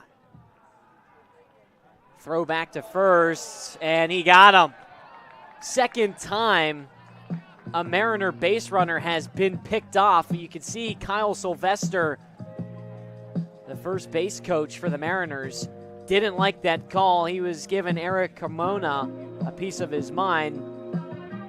But that's how we end the bottom of the fifth. Still tied up at 1 apiece. We'll be back on Cape League TV. Whether searching for a week away or a place to call.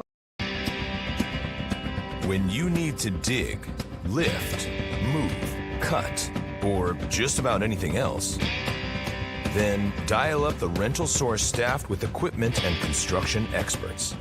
They'll help you get the right machine for the job and make sure it's delivered when and where you need it. With locations across New England and the newest and most reliable inventory, Milton Rents is your local source. You can make any bat feel lighter by adding a velo puck knob. Instead of having to go get a whole entirely new bat, you can simply add the puck to it. Players can use this with any bat. It's basically going to shift the weight of the bat a little bit more towards the hands. Players are able to hit the ball a lot harder just by simply adding the puck on.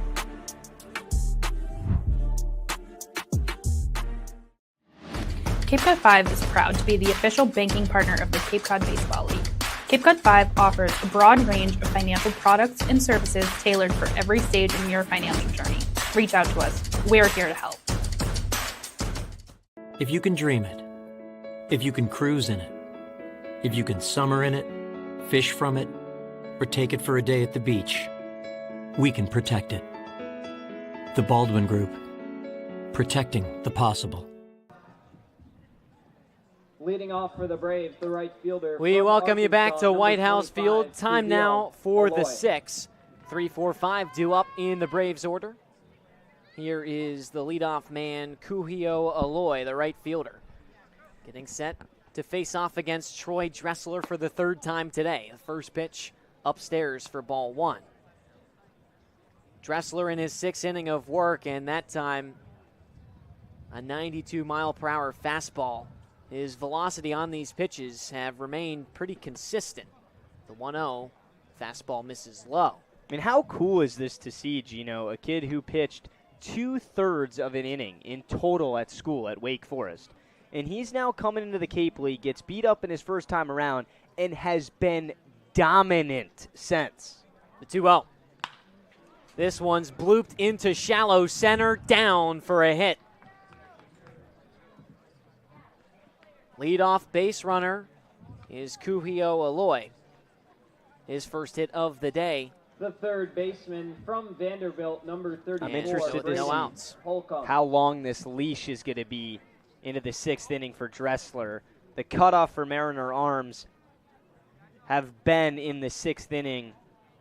We haven't seen anybody go 6 this summer. We've seen guys go into 6 and then a base runner or two pulls them out of the game.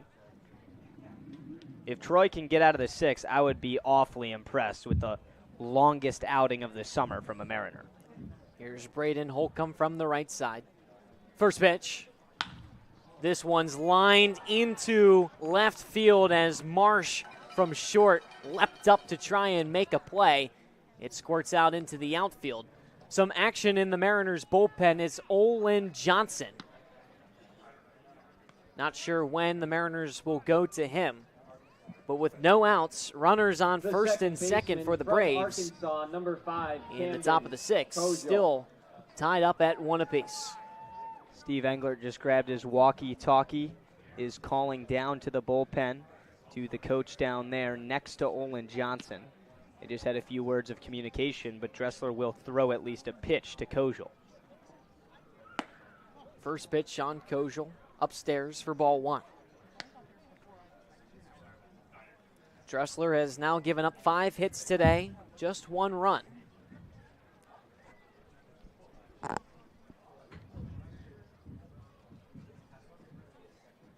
The 1-0. Runners go. Swing and a miss. And a throw down to third is there. Nice job from Conti picking off the lead runner in Kuhio Aloy. And so with 1 out, Holcomb stands on second. Just situations in this league, specifically the last week, Gino, have really been confusing to me. It's a 1-to-1 game. You got to value every base runner. There's nobody out. Why in the world are you trying to double steal with Kojal up? First pitch, or rather, here's the 1-1 to Kojal. It's ground ball up the middle, and Inouye throws him out. That advances Holcomb to third. Just like that, 2 outs in the top of the 6th. The designated hitter. Dressler trying to get out of this inning. I want to go back to Conti's throw, though, to get Aloy at third on the steal. That pitch was low, and Conti had to worry about blocking it first and then rifled it to Kennedy at third. That's a good play and a very important out from the Mariner catcher. You know, Conti loves to make those throwdowns. He's quite confident in his arm. Especially at third, too. Right. That's been his spot. Granted, it's an easier throw, but. Here's the 1-0 to Smithwick. Inside at the waist, ball 2. It is good to see a Mariner catcher, whether Donahue last night or Conti now, throw a guy out because teams have been running all over the Mariners recently. Brewster stole 4 bags last night, and you never like seeing that because the catcher loses confidence and teams will do it more. 2-0. High. Scott Donahue behind the dish yesterday, making his first start for the Mariners this summer. Out of UMass Lowell. Conti certainly now the lead catcher on a permanent contract. RBI tonight, too. 3-0. Inside, ball 4. Runners on the corners. 2 outs. Top of the 6th. I thought Steve Englert was going to let him go. Well, here comes Englert out of the dugout. That usually means the day is over for whoever's on the mound. Dressler gives fist bumps to everybody.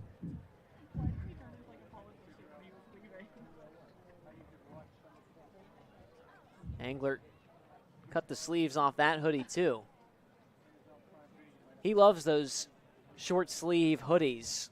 I don't think he owns, or I don't think I've seen him in a hoodie that is actually How about gone this? down. How about this? They leave him out there. Some serious trust in the rising sophomore. We talked to the Bourne broadcasters pregame, and we said a developing theme is when Steve Engler goes out to the mound, just like Major League Baseball for the most part, the pitcher is getting out of the game. And whether it was Dressler talking him out of it, that doesn't matter. Troy Dressler, you can put a staple finish on this game if he can strand these runners on the corners. Top of the 6th, tie ball game, 1 apiece. Here's Mark Quattrani, the catcher from the right side, as Dressler stays on the mound. He fires home in there for strike 1. Big at bat. Runs have been hard to come by tonight. Dressler, with 5 strikeouts today, has given up 5 hits, 1 earned run. Steve Engler left him out on the mound. Let's see what he's got. The 0-1. Just outside. That's right off the outside corner. Would have loved to see him get that call, but he didn't get it. Got to strap back in and just execute another pitch. Smithwick on first, Holcomb on third. 1-1 the count to Quattrani with 2 outs. Dressler looks back at first, readies the glove at the waist. Here's the 1-1. Breaking ball in there for strike 2. Love to see that. That proves Dressler's confidence in his stuff. He's not used to going this far, didn't pitch at all really in the college season. So now fatigue starting to set in to go back to the breaking ball in that situation. He's confident in all of his pitches. 1-2 the count with 2 outs. Dressler in search of his 6th strikeout. Runner from first goes. This one's ground ball right to Shintaro Inouye, who throws him out at first. Steve Engler came out and talked with his starter, Troy Dressler. And Dressler said, "I got this, coach." A ground out ends the inning with runners on the corners, and we are still tied at 1 apiece heading into the home half of the 6th. Before we send it to break, on behalf of the Cape Cod Baseball League, we would like to thank the following league partners for their continued support: 99 Restaurants, Momentic Brands, the Baldwin Group, Bluebird Dennisport, Bridgewater State, Cape Destinations, Cape Space, Cape Cod 5, Cape Cod Healthcare, Cisco Brewers, Franklin Sports, Hampton Inn, Highline Cruises, Jersey Mike's, Kinlan Grover Compass, Massachusetts State, Milton Cat, Eat Cake for Breakfast, OT Sports, Quincy College, Readers Hardwood, Southern Recognition, T-Mobile, Velo Sports, Veolia North America, Wilson Sporting Goods, Yawkey Foundation, Netting Pros, Falmouth Publishing Company, Butler Sporting Goods, Margaritaville, Sports Picks, Sunderland Printing, and Del Mar Vacation. We'll be back for the bottom of the 6th right here on Cape League TV.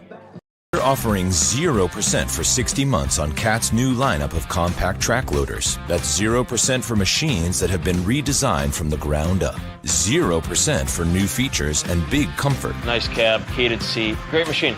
0% for more power and performance. Picked up a big 4,000-pound block like it was nothing. 0% for work tools too.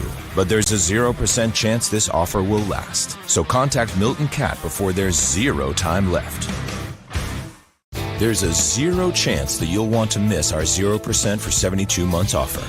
For a limited time, CAT is offering 0% on the purchase of many new small excavators. That's 0% for better performance. 71 degrees here in Harwich, a beautiful evening for baseball. We welcome you back here on Cape League TV alongside Luke Brenneman. I'm Gino Antamarino. Jack Brown on the mound in his 3rd inning of work has given up 3 hits and the lone run of the day that belonged to Maddox Maloney back in the 4th. It's 3-4-5 due up for the Mariners. Aiden Robbins to lead things off. Maddox Maloney on deck, the guy who I just said scored the lone run today. And then Sam Harris in the hole. Aiden Robbins 0 for 2 on the day with a strikeout. He's someone that has been an offensive spark for the Mariners recently, trying to keep that up here. Bottom of the 6th. 1-1 the ball game. First offering to Robbins. This one's poked up into the air, left field. Gavin Kelly charges and makes the catch.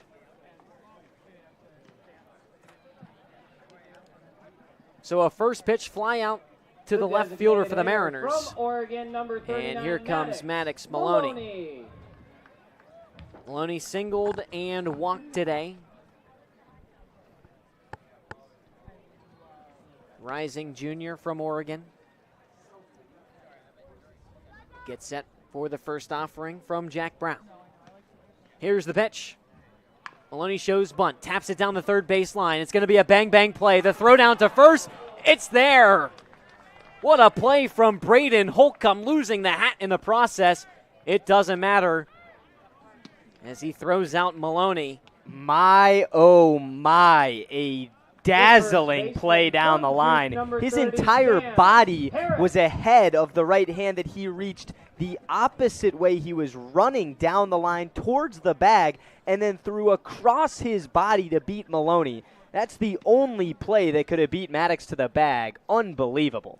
Who said big guys can't move fast? Holcomb, 6'5", 240 pounds, but lightning speed as the first pitch to Sam Harris. Sky down the left field line, and it just drops foul over the wall.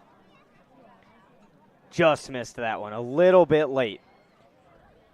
Harris right on that barrel. It's a good sign to see him drive a ball that looked to be just around home run distance, though, Gino, because he's looking for extra bases. He's a power guy. His frame speaks for itself. Harris still in search of his first extra base hit this summer, but you talked about the numbers this past year at Duke, 7 doubles and 9 home runs. He's certainly capable of it. Here's the 0-1. Outside.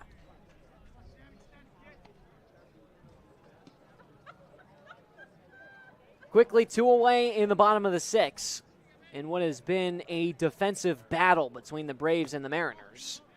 1-1 misses low and outside. 2 balls, 1 strike to the Mariner first baseman. This is a situation in games that the Mariners are comfortable in, Chino. Low scoring. The 2-1. Misses low. 3 balls, 1 strike.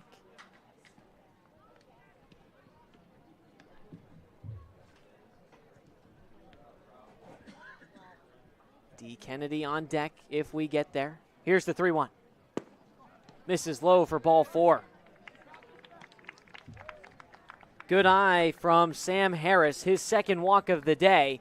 He trots out to first to take his bag. From Kansas State, number 11, D. Kennedy. Here's D. Kennedy in the 6th spot. The third baseman takes a few practice swings. 0 for his last 6 plate appearances. First pitch. Fouled straight back.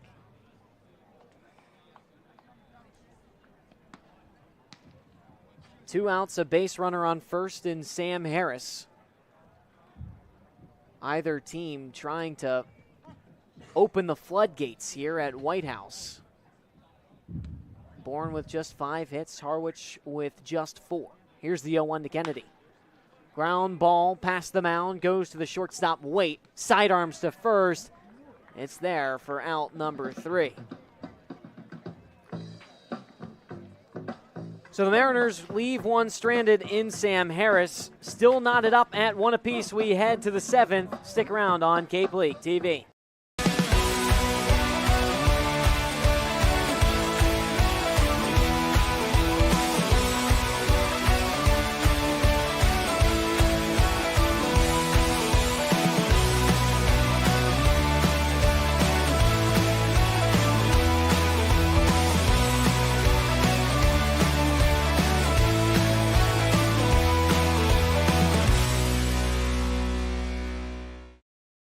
If you can dream it, if you can cruise in it, if you can summer in it, fish from it, or take it for a day at the beach, we can protect it.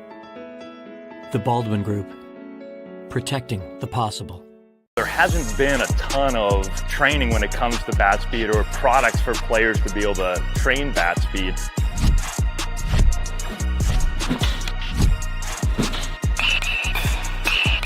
You can improve your bat speed and reach your goals working 10 to 15 minutes a day on this a couple of times a week. That's a no-brainer for every player.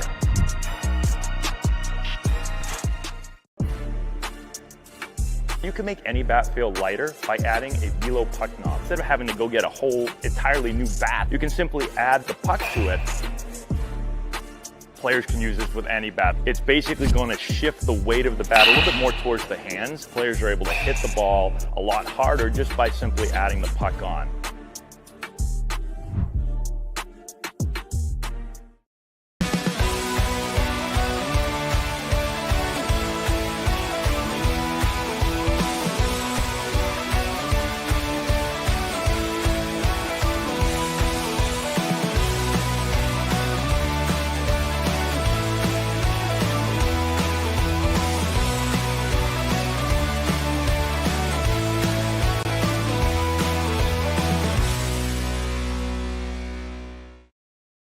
If you can dream it.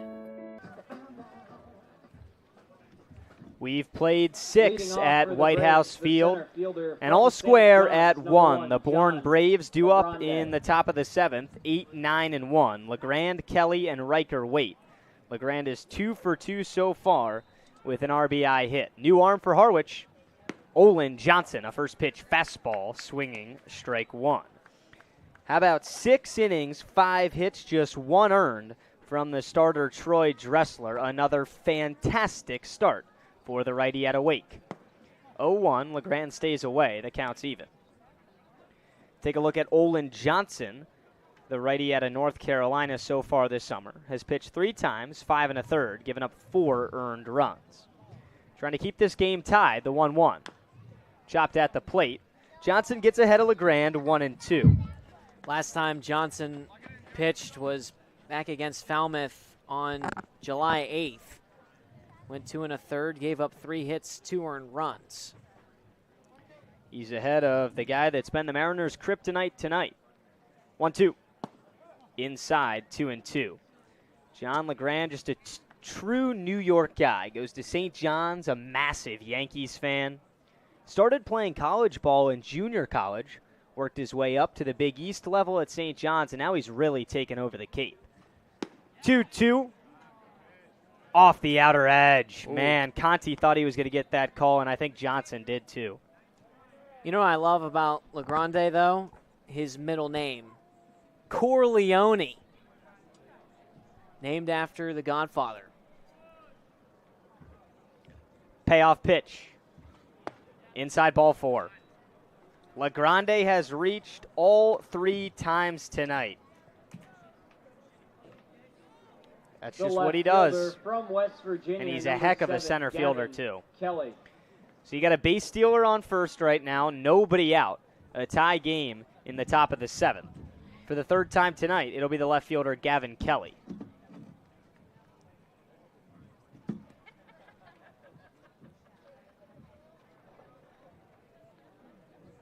First pitch. Swing and a miss, strike 1. That's what I want to see from Johnson. I want to see that put-away pitch. Had just 1 strikeout in his last appearance, but, I mean, you saw what he's capable of. I mean, he can make guys miss. Throw over to first, LeGrand back. But a lot of 2-strike counts that he just couldn't finish the job in that game. So I want to see him put away guys when he's got them on the ropes. Looking for a shutdown inning here in the 7th. 0-1. In there, strike 2. There you go. So now you're ahead. The 9-hole hitter, Kelly. He's bounced out to the pitcher and struck out most recently in the 5th. 1 on, nobody out. Bourne 1, Harwich 1. Both of these teams looking to end losing streaks. 0-2 to Gavin Kelly. Runner goes. Swinging a foul.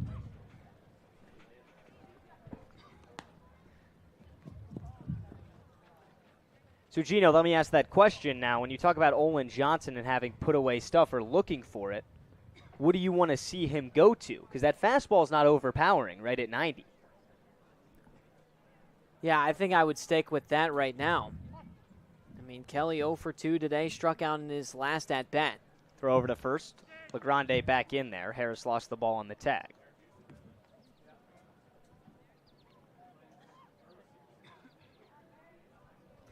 Top of the order due up next. 0-2. Emergency swing and a foul from Kelly. He's staying alive.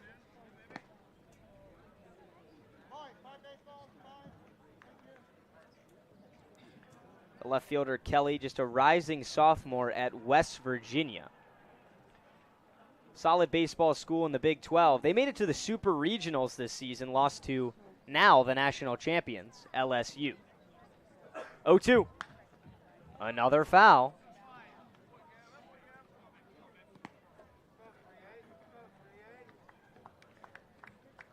The lights have now turned on, not fully in effect at White House Field.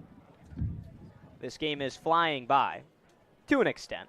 5:30 start. We're now beyond 7:30. But when you look at the scoreboard, not many runners on, just 9 combined hits and 2 total runs. Locked up at 1 apiece. The 0-2 again. Sky toward right.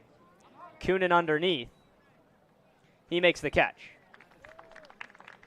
So an important first out of the 7th for the Mariners. Johnson able to get Kelly. Top of the order comes up with Riker Waite. The Mariners have done a nice job with the Bourne shortstop tonight. Riker Waite is an all-star in the Cape League coming up this weekend. He's 0 for 3 so far. Yeah, I would say there hasn't really been a guy offensively for either side that has really stood out. And you talk about the all-stars. I mean, Maddox Maloney's got a hit and a run today, but other than that, LeGrande, 2 hits, walked, first pitch up and away, 1-0. And in games like this, no extra base hits, RBI counts, but you got to value every base runner, got to value every pitch, and especially pound the strike zone right now if you're Johnson in relief. 1 on, 1 out. Runner goes, 1-0 is low. Throw to second from Conti. Not in time. That throw couldn't have been placed any better. And LeGrande's speed just gets the better of the Mariners. Wow. His second stolen base tonight. I can't believe that. That was close. Marsh has got to hold on to that tag next time because LeGrande was coming in so fast that he may have flown off the base when he passed it. You can see Marsh's reaction there. 2-0 to Waite, runner in scoring position. Right down the middle with a heater, 2-1.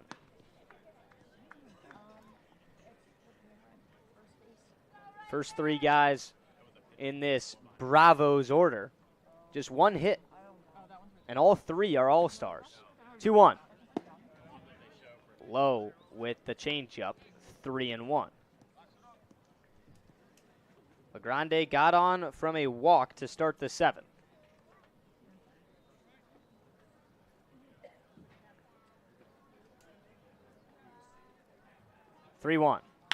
Smack down the first base line. Foul ball. There's not an umpire over there with the third base ump staying put down that line. The first base umpire, which is Eric Carmana, is moved over to second in case there's a throw over to John LeGrande. That was inches foul. 3-2 to Waite. The pitch. Jam shot to short. Marsh fields it on 1 hop. The throw to first. He beat Riker Waite.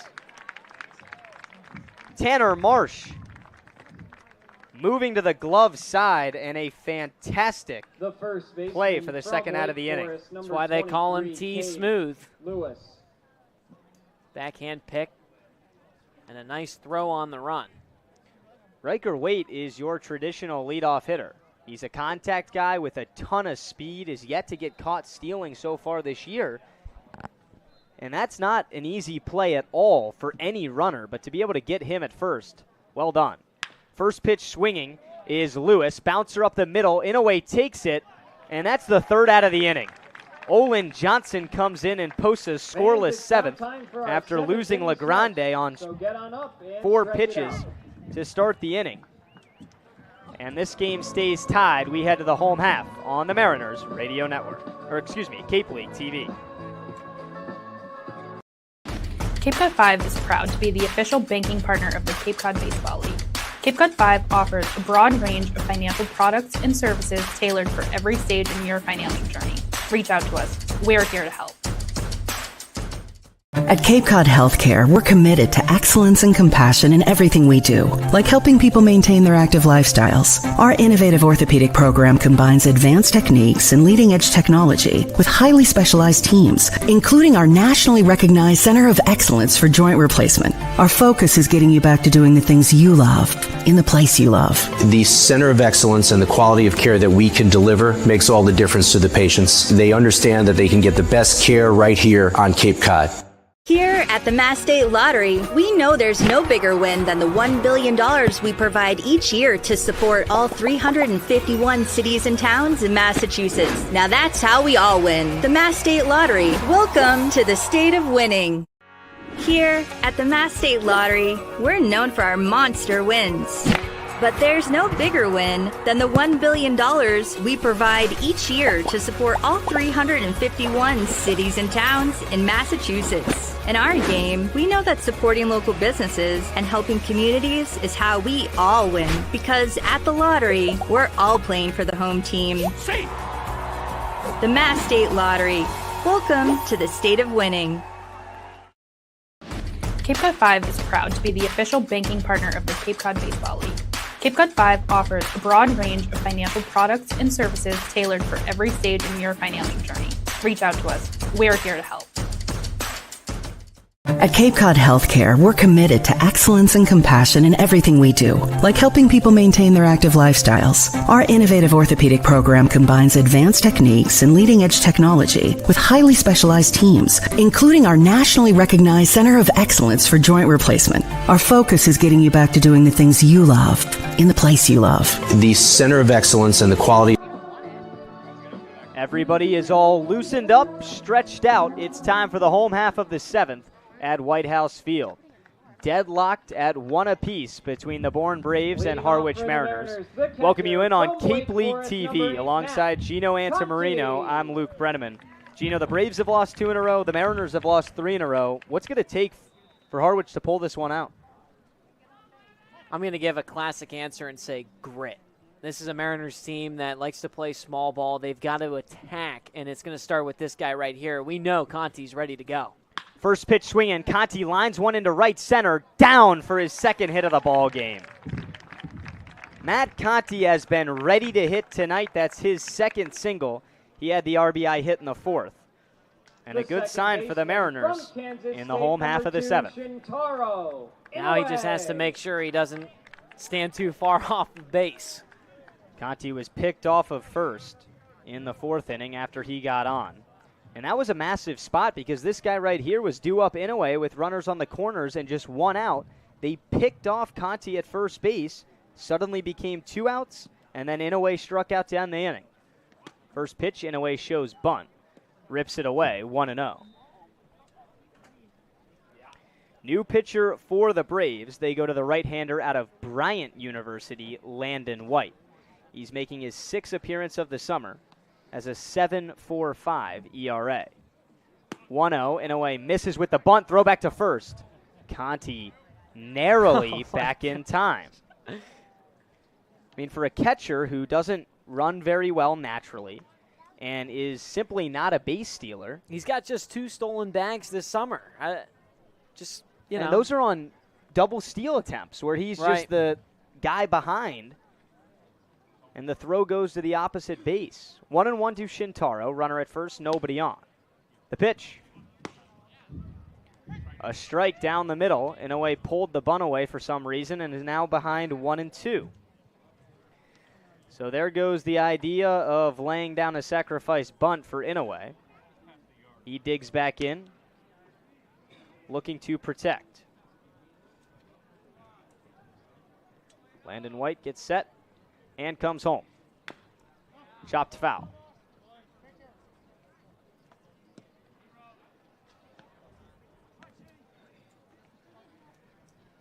Inouye hitting 8th tonight for the Mariners. Did not play a contest.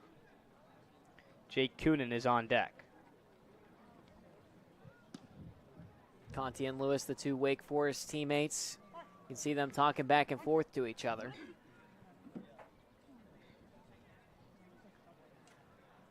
2-strike count. The pitch. A little bit off the plate.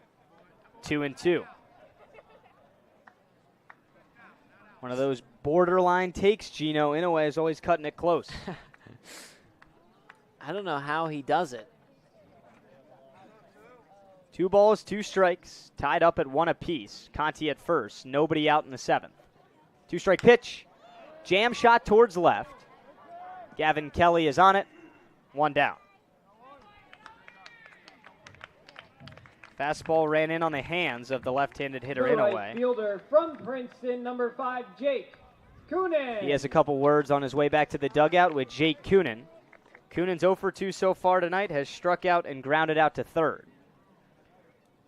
But this is Coonan's moment. I mean, talk about the 3 home runs, one of the top leaders on the team in RBIs. It's because he's in moments like this where he's got maybe a base runner or 2, and he can drive them in with a home run or a big-time shot.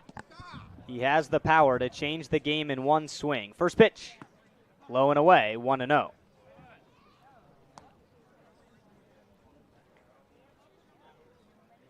Got to think that a moment like this for a struggling hitter in Jake Coonan, not that it's bases loaded or anything crazy, but if he can get on and start something for the Mariners, the team can rally behind him. 1-0. Swing and a miss, 1-1.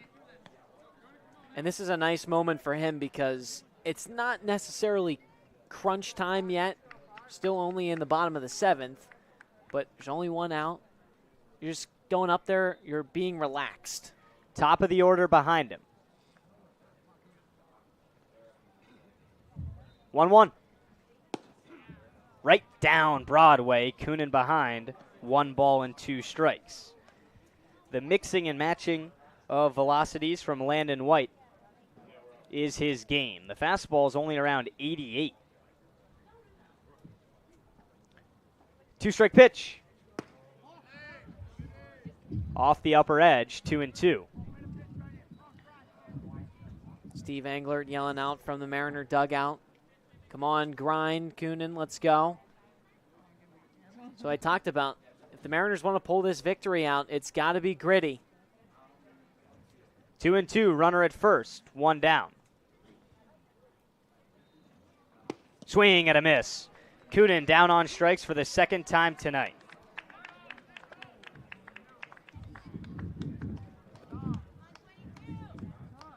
The Mariners have struck out just 4 times tonight. From Liberty, that looks to be a massive 22, improvement from the dominant defeat off those Whitecap arms at Stony Brook Field last night. Yeah, it just seemed like Coonan, he's struggling with the timing aspect. He's way behind on the fastballs. He's too ahead of the off speeds. He's got to find that balance, and when he does, he can let him rip. Tanner Marsh, check swing, stays away from a pitch off the plate, 1-0. Marsh so far tonight, 1 for 3. He singled on an infield hit in the 3rd. The Mariners just 5 hits. The Bourne Braves, guess what? 5 hits. They both have 1 run to show for it. 1-0. Driven hard down the third base line. Fair ball. Conti rounds second, thinking about third. He'll get in there safely. And a 2-out double from Tanner Marsh has the Mariners in business in the 7th. There you go, T-Smooth. Just what the doctor ordered with 2 outs. The center fielder. Now here comes Wofford, Nico number 4, Brini. Nico And this is a guy Brini. that's going to be ready to attack. Look at a nice piece of hitting there from Tanner Marsh. You couldn't have asked for a better placement on that ball. Right off the bag, and here's Brini, someone that has been strugglesome a little bit so far this summer, especially in the midway point of this year, but someone that can get going at any second. He has a hit tonight. Steve Englert just popped on our crowd mic and said, "Need you right here, Nico." 2 on, 2 out. The first pitch. Brini shows bunt, pulls it away, 1-0. The last home game at White House Field, Nico Brini hit a home run. Tonight, the Mariners are tied with the Bourne Braves. Runner at second is Marsh. At third, the catcher Conti. Landon White comes home. The 1-0. Swing and a miss. 1-1. Breeny's going to swing at anything that he thinks he can make contact on. And this is a guy that's aggressive. He comes in ready to hit. It doesn't matter what the count is or who the pitcher is on the mound. He's swinging at anything he likes. Just one hit in his last 15 days. The 1-1. Back-to-back swinging strikes. Breeny behind. Crowd's starting to get into this ball game a little bit here at White House Field. Not much to cheer about. Fantastic pitching from both teams. The Mariners hoping to break the tie in the bottom of the 7th. 2-strike pitch. That missed somewhere. And the Mariners are extremely fortunate that the count goes even at 2-2.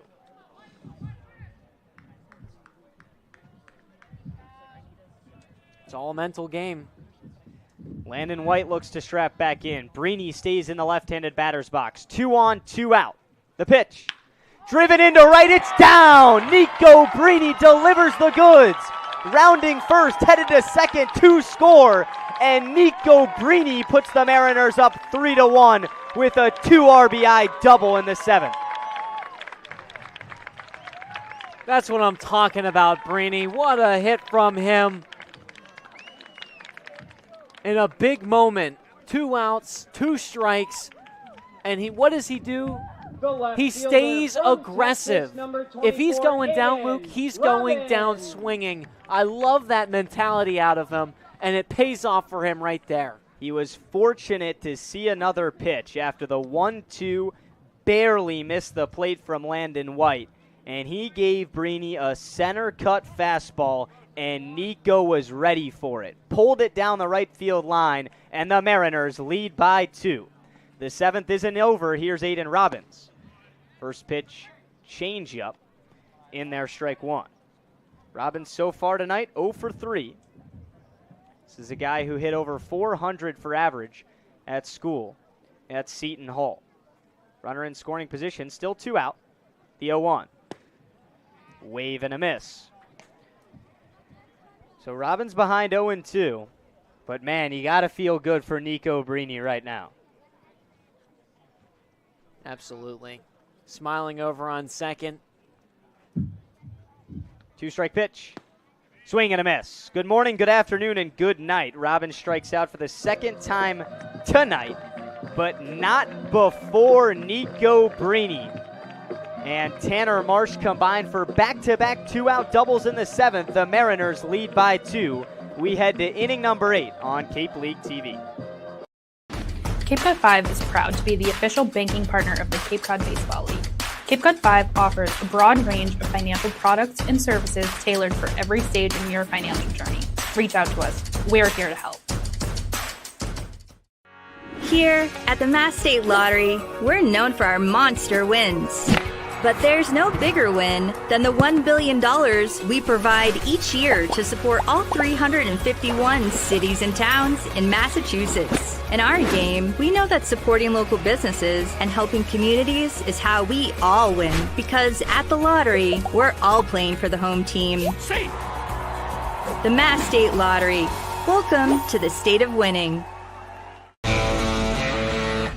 Get ready for big results with our small machines. With more power, performance, comfort, and savings. They're ready for every job. And we're ready with plenty of inventory, the best support in the business, same-day parts availability, and locations across the Northeast.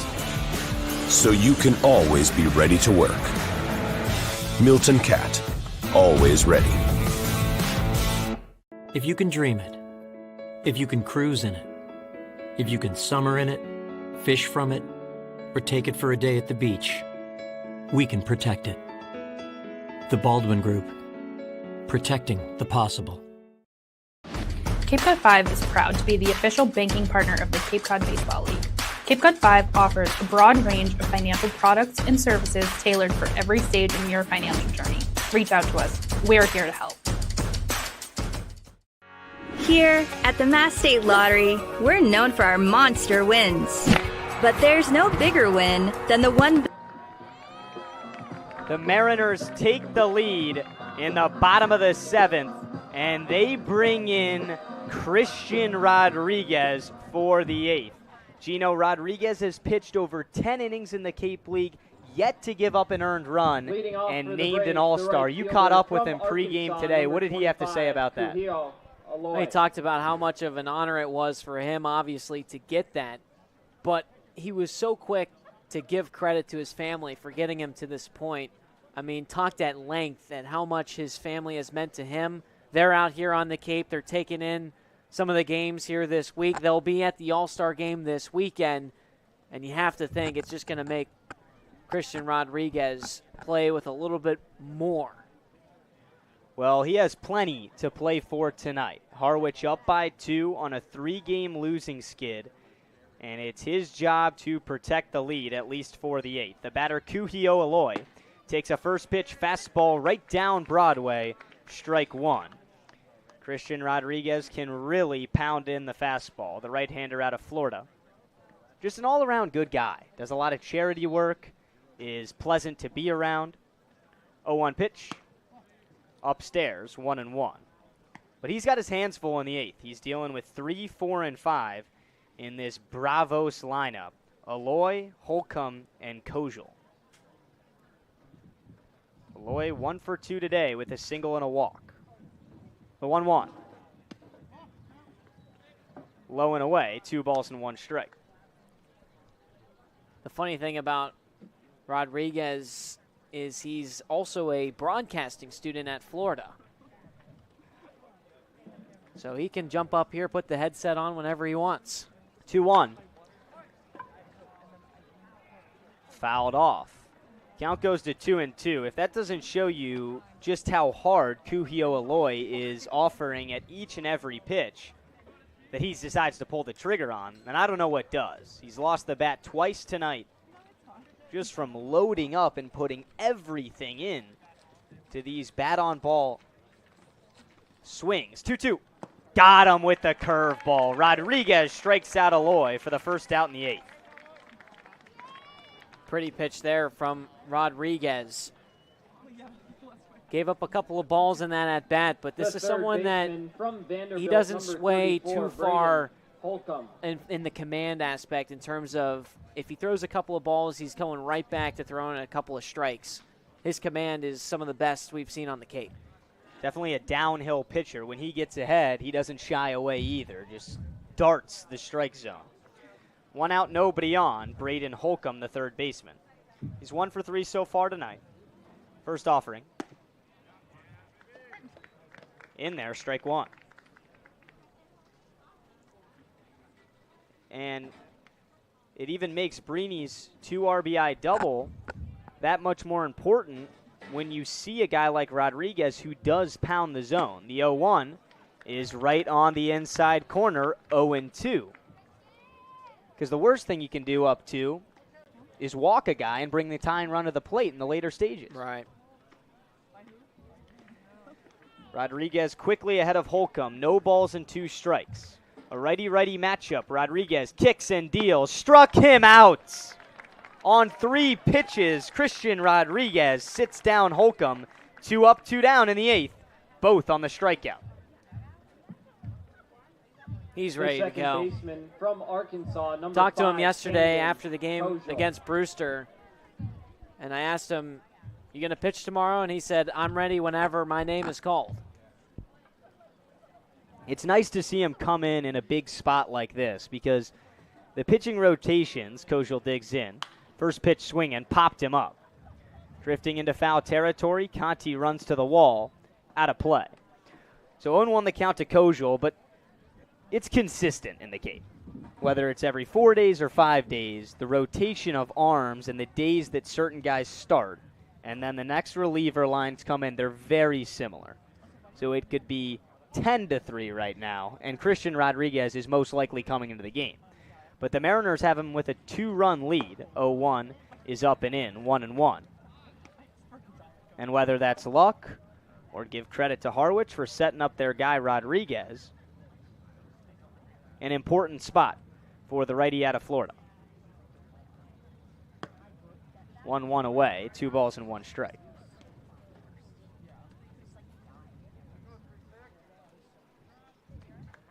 Not a cloud in the sky today in Harwich. One of the best days of the year weather-wise. 2-1. Swing and a miss. The count's even. 2 balls, 2 strikes, 2 outs. The Mariners lead by 2 in the 8th. Kojal 0 for so far tonight. 2-strike pitch. Popped up. Marsh drifting back into the outfield grass and makes the catch. 3 up, 3 down. C-Rod does his job in the 8th. The Mariners still lead by 2 on Cape League TV. Here at the Mass State Lottery, we're known for our monster wins. But there's no bigger win than the $1 billion we provide each year to support all 351 cities and towns in Massachusetts. In our game, we know that supporting local businesses and helping communities is how we all win. Because at the lottery, we're all playing for the home team. The Mass State Lottery. Welcome to the state of winning. If you need to dig, lift, move, grade, clear, or cut, pump, weld, clean, light, and just about anything else, dial up the rental source for the newest and the most reliable equipment in New England. Staffed with equipment and construction experts, Milton Rents, your local source. There hasn't been a ton of training when it comes to bat speed or products for players to be able to train bat speed.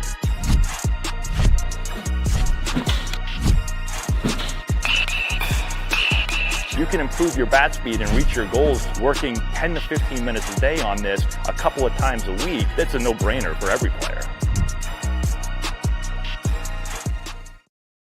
Here at the Mass State Lottery, we're known for our monster wins.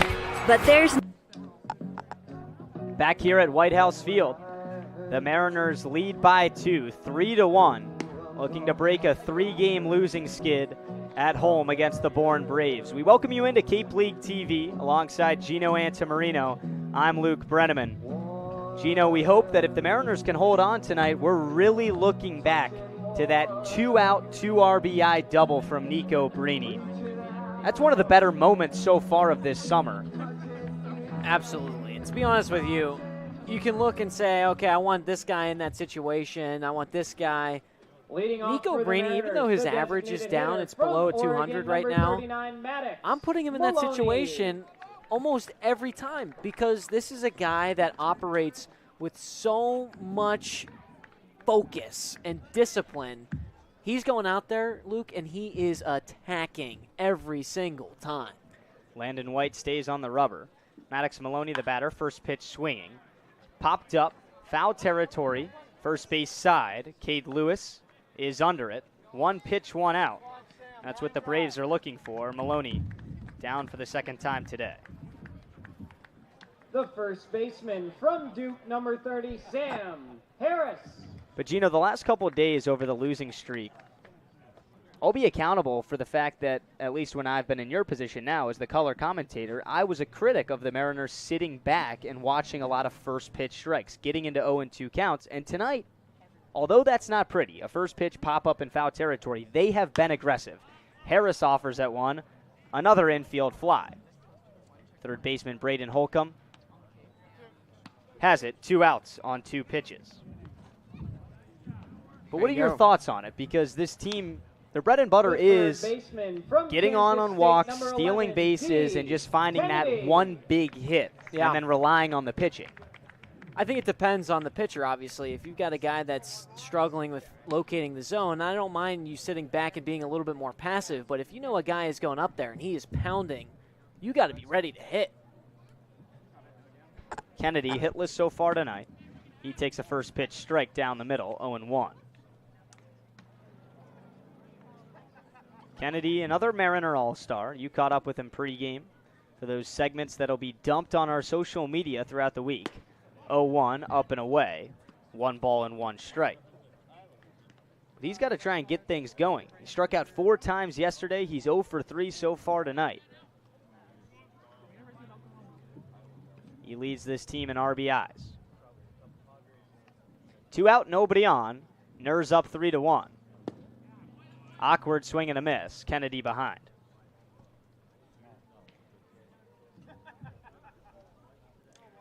Landon White was just 1 pitch away from getting out of the 7th inning. Count went to 2-2 on Brini, and that's been the difference so far. The 1-2 to Kennedy got him looking. Kennedy frustrated with the call. That's White's 3rd strikeout of the outing. And the Mariners go in order in the 8th. They have a 2-run lead. We head to the top of the 9th. Harwich looks to close out Bourne on Cape League TV. When you need to dig, lift, move, cut, or just about anything else, then dial up the Rental Source staffed with equipment and construction experts. They'll help you get the right machine for the job and make sure it's delivered when and where you need it. With locations across New England and the newest and most reliable inventory, Milton Rents is your local source. You can make any bat feel lighter by adding a velo puck knob. Instead of having to go get a whole entirely new bat, you can simply add the puck to it. Players can use this with any bat. It's basically going to shift the weight of the bat a little bit more towards the hands. Players are able to hit the ball a lot harder just by simply adding the puck on.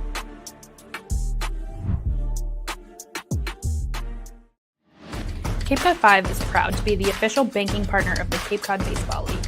Cape Cod 5 offers a broad range of financial products and services tailored for every stage in your financial journey.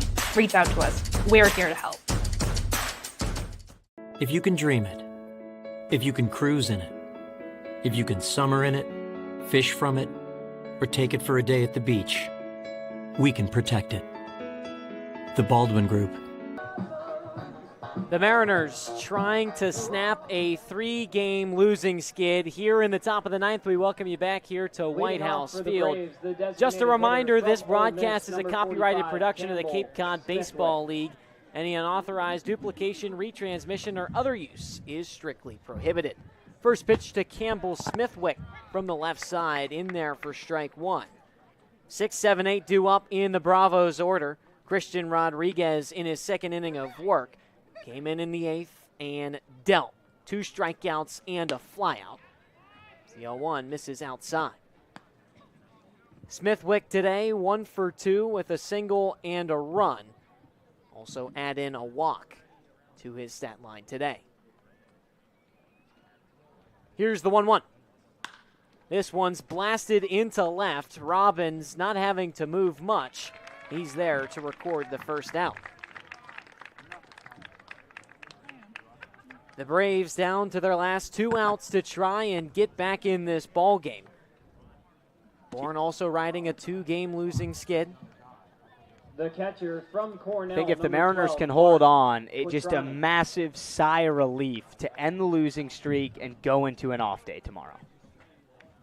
Got the win at home. We're actually back at home on Tuesday against Orleans before going on our first back-to-back road trip of the summer, Wednesday and Thursday. Here's Mark Quattrani from the right side. He fouls this one. Quattrani in his first game against the Mariners in a Bravos uniform. But he's seen Harwich before, but in a Falmouth Commodore uniform. Here's the 0-1. Misses low. That's such a good pitch, and that's what you were talking about with Rodriguez. When he misses, it's borderline. It's right there. He's not erratical, and he makes the hitter beat him. The 1-1. Called strike 2. Right on the inside edge. And so Rodriguez has Quattrani on the ropes with 1 out in the top of the 9th. Mariners up 3-1 with no base runners. Rodriguez nods, kicks, and deals the 1-2. Just misses low. Thought Matt Conti has had an excellent game behind the plate. He's caught a guy stealing, has 2 hits offensively. Really nice to see production out of a Mariner catcher. The 2-2 from Rodriguez. Bounced at the plate, foul. The Mariners coming into today have lost 17-7 in their last 2 games. A 12-7 loss to Chatham, and then a 5-0 loss to Brewster. Worst losses of the summer for the Mariners. A 2-2, a high bouncer, foul, third base slide.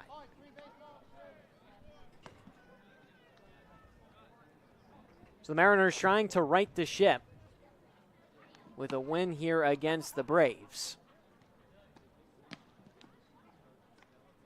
Talked to a few of the players before the game, and they were fired up.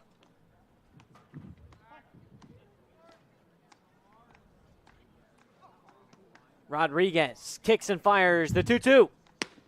Outside. This is a big pitch here, Gino. You don't want to put the tying run in the batter's box ever. Rodriguez in his second inning of work reached back on that one, hit 94 with the fastball. You can tell the adrenaline's pumping up there, but got to still locate the zone. 3-2 the count, 1 out. The payoff pitch to Quattrani. He lines this into right field, down for a hit. As Kunin was there, he came sprinting up. A bang-bang play. It was a close one, but Quattrani beats it out. And here you go. You give John LeGrand another at-bat tonight. He was going to hit regardless of the inning, but now with the runner on, and LeGrande represents the tying run. He has 2 hits tonight, 2 stolen bags in RBI, and has drawn a walk. Jimmy Keenan, the pinch runner for Quattrani. So he takes his spot on first. Pinch running at first base from Oregon, number 11, Ryan Cooney.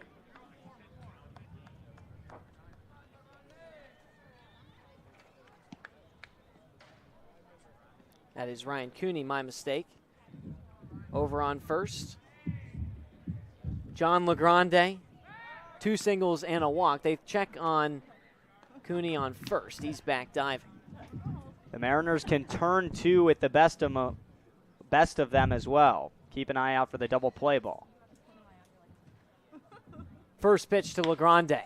Ground ball to second, Inouye waits. Underhands to second, it's there. The throw over to first, that one's there as well. Ball game here at White House Field. The Mariners take it 3-1 over the Braves. Much needed win. They all count for the same, but tonight a sigh of relief. Back to another Mariner masterclass of pitching. And you can't help but really be happy for Troy Dressler coming into his own. Rodriguez shutting it down the week he gets the All-Star nod. But my player of the game, Nico Brini, Gino, terrific tonight in the batter's box in the clutch. Nico Brini with 2 hits, including a double, a single, and 2 RBIs that he got back in the 7th. He was the one that brought home the 2 runs that won the Mariners the game. Harwich snaps a 3-game losing skid. And the Mariners have the day off tomorrow. They will face off against Orleans on Tuesday. But you can tell from the handshake line, the Mariners are fired up. They're laughing, they're pushing each other. It's good vibes here in Harwich. How could it not be? Terrific weather. You're going into an off day tomorrow. It's always good to snap a losing streak, but a similar way that they beat the Bourne Braves the first time. It was 2-0 over there in Bourne at Doran Park. A low-scoring shootout. Guess who was the starter in that game? Troy Dressler. A lot of studs to look out for tonight and really point the finger at for the sake of the Mariners getting a win. But Dressler to go 6 innings, the longest a Mariner's gone all summer on the mound. 5 hits, just 1 run. Another masterpiece from Dressler. He's coming into his own. Solid pitching and solid hitting for the Mariners is how they take a 3-1 win over the Braves. We'll take a quick step aside, but when we come back, I'll have Nico Brini standing on the field getting his thoughts after the win. We'll be back on Cape League TV.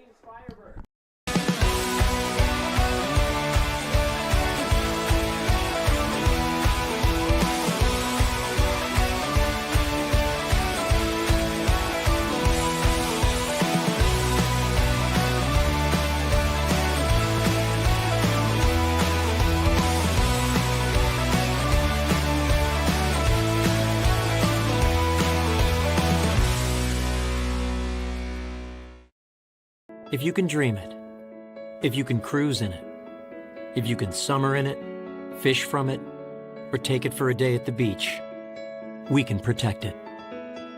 The Baldwin Group, protecting the possible. There hasn't been a ton of training when it comes to bat speed or products for players to be able to train bat speed.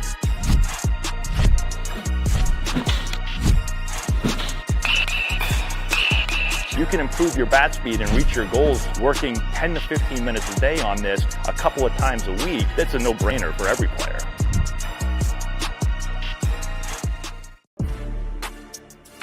You can make any bat feel lighter by adding a velo puck knob. Instead of having to go get a whole entirely new bat, you can simply add the puck to it. Players can use this with any bat. It's basically going to shift the weight of the bat a little bit more towards the hands. Players are able to hit the ball a lot harder just by simply adding the puck on.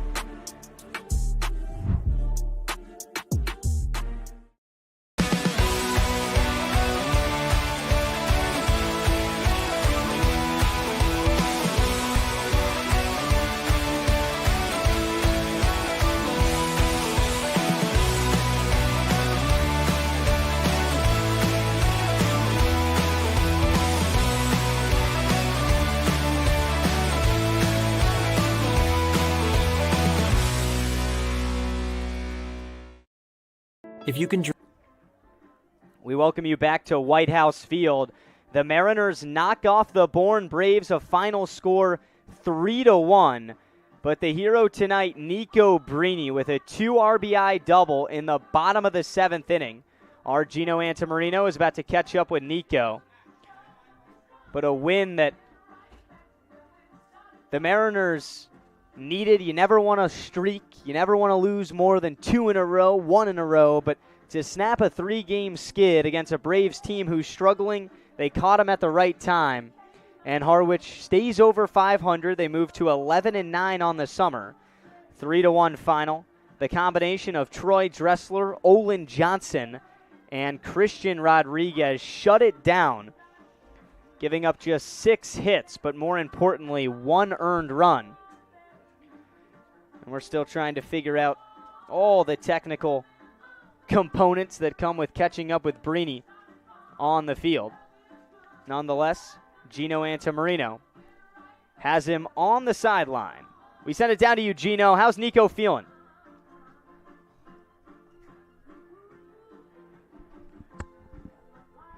I'm here with Nico Brini after a 2-hit performance, but none better than the one in the bottom of the 7th. Let me paint the picture for not only you who've lived it, but for maybe the viewers that didn't get to see it. Bottom of the 7th, 2 outs, 2 runners in scoring position, 2 strikes in the at-bat. What was going through your head in that moment? I was just looking to protect. He had a really good changeup the pitch before, so I was trying to find something away, and he went back to a slider that I was able to clip out in front and get down the line. Your 4th extra base hit this summer on that double, 2 RBIs, scored the game-winning run for your team. But during that at-bat, we heard Steve Angler say, "We need you here, Brini." What has it been like to have Angler kind of just being a mentor for you and getting you to really blossom into the player you want to be? It's been the best experience. I came down here so ready for the Cape League, especially growing up, from this area, and getting this opportunity from him to believe in me and give me some at-bats down here has been amazing. Now you got the caddy chain. I don't know if our camera's picking up on it, but that's pretty nice. Not the first time you've gotten it, but how does it feel to get the caddy chain after today's win? It feels really good, and I mean, we're only in that situation because of Troy, Olin, and Christian, who all had that game to 1 run, which is just amazing, especially with the talent of the hitters down here. So A victory obviously means a little bit sweeter when you're riding a losing streak, 3-game skid. What was the message to you guys before this game, just to right the ship and go into the off day tomorrow with a victory? You know, nothing different, actually. It's come in, know what you can do, and just play the game hard. That's all it was. And eventually, you know, things fall for you and goes a little bit different ways, and we got the win. Well, if you play hard, you tend to get rewarded. Nico Brini, thanks so much for taking the time. A great game for you. 2 hits, including the game-winning RBI off of a double in the 7th. Mariners take it 3-1 against the Braves, and for now we send it back to Luke Bredeman. Thanks, Gino. An unbelievable game, and the winner of the caddy chain, Nico Brini, the 2 RBI double in the 7th. The Mariners take down the Bourne Braves. An off day tomorrow. We'll be back in action right here at White House Field on Tuesday night against Orleans. The losing streak is over in Harwich. Thank you so much for tuning in on Cape League TV. For my partner, Gino Antamarino, our fantastic producers, Max Schubert and Dave Roberts, I'm Luke Breneman saying so long and good night.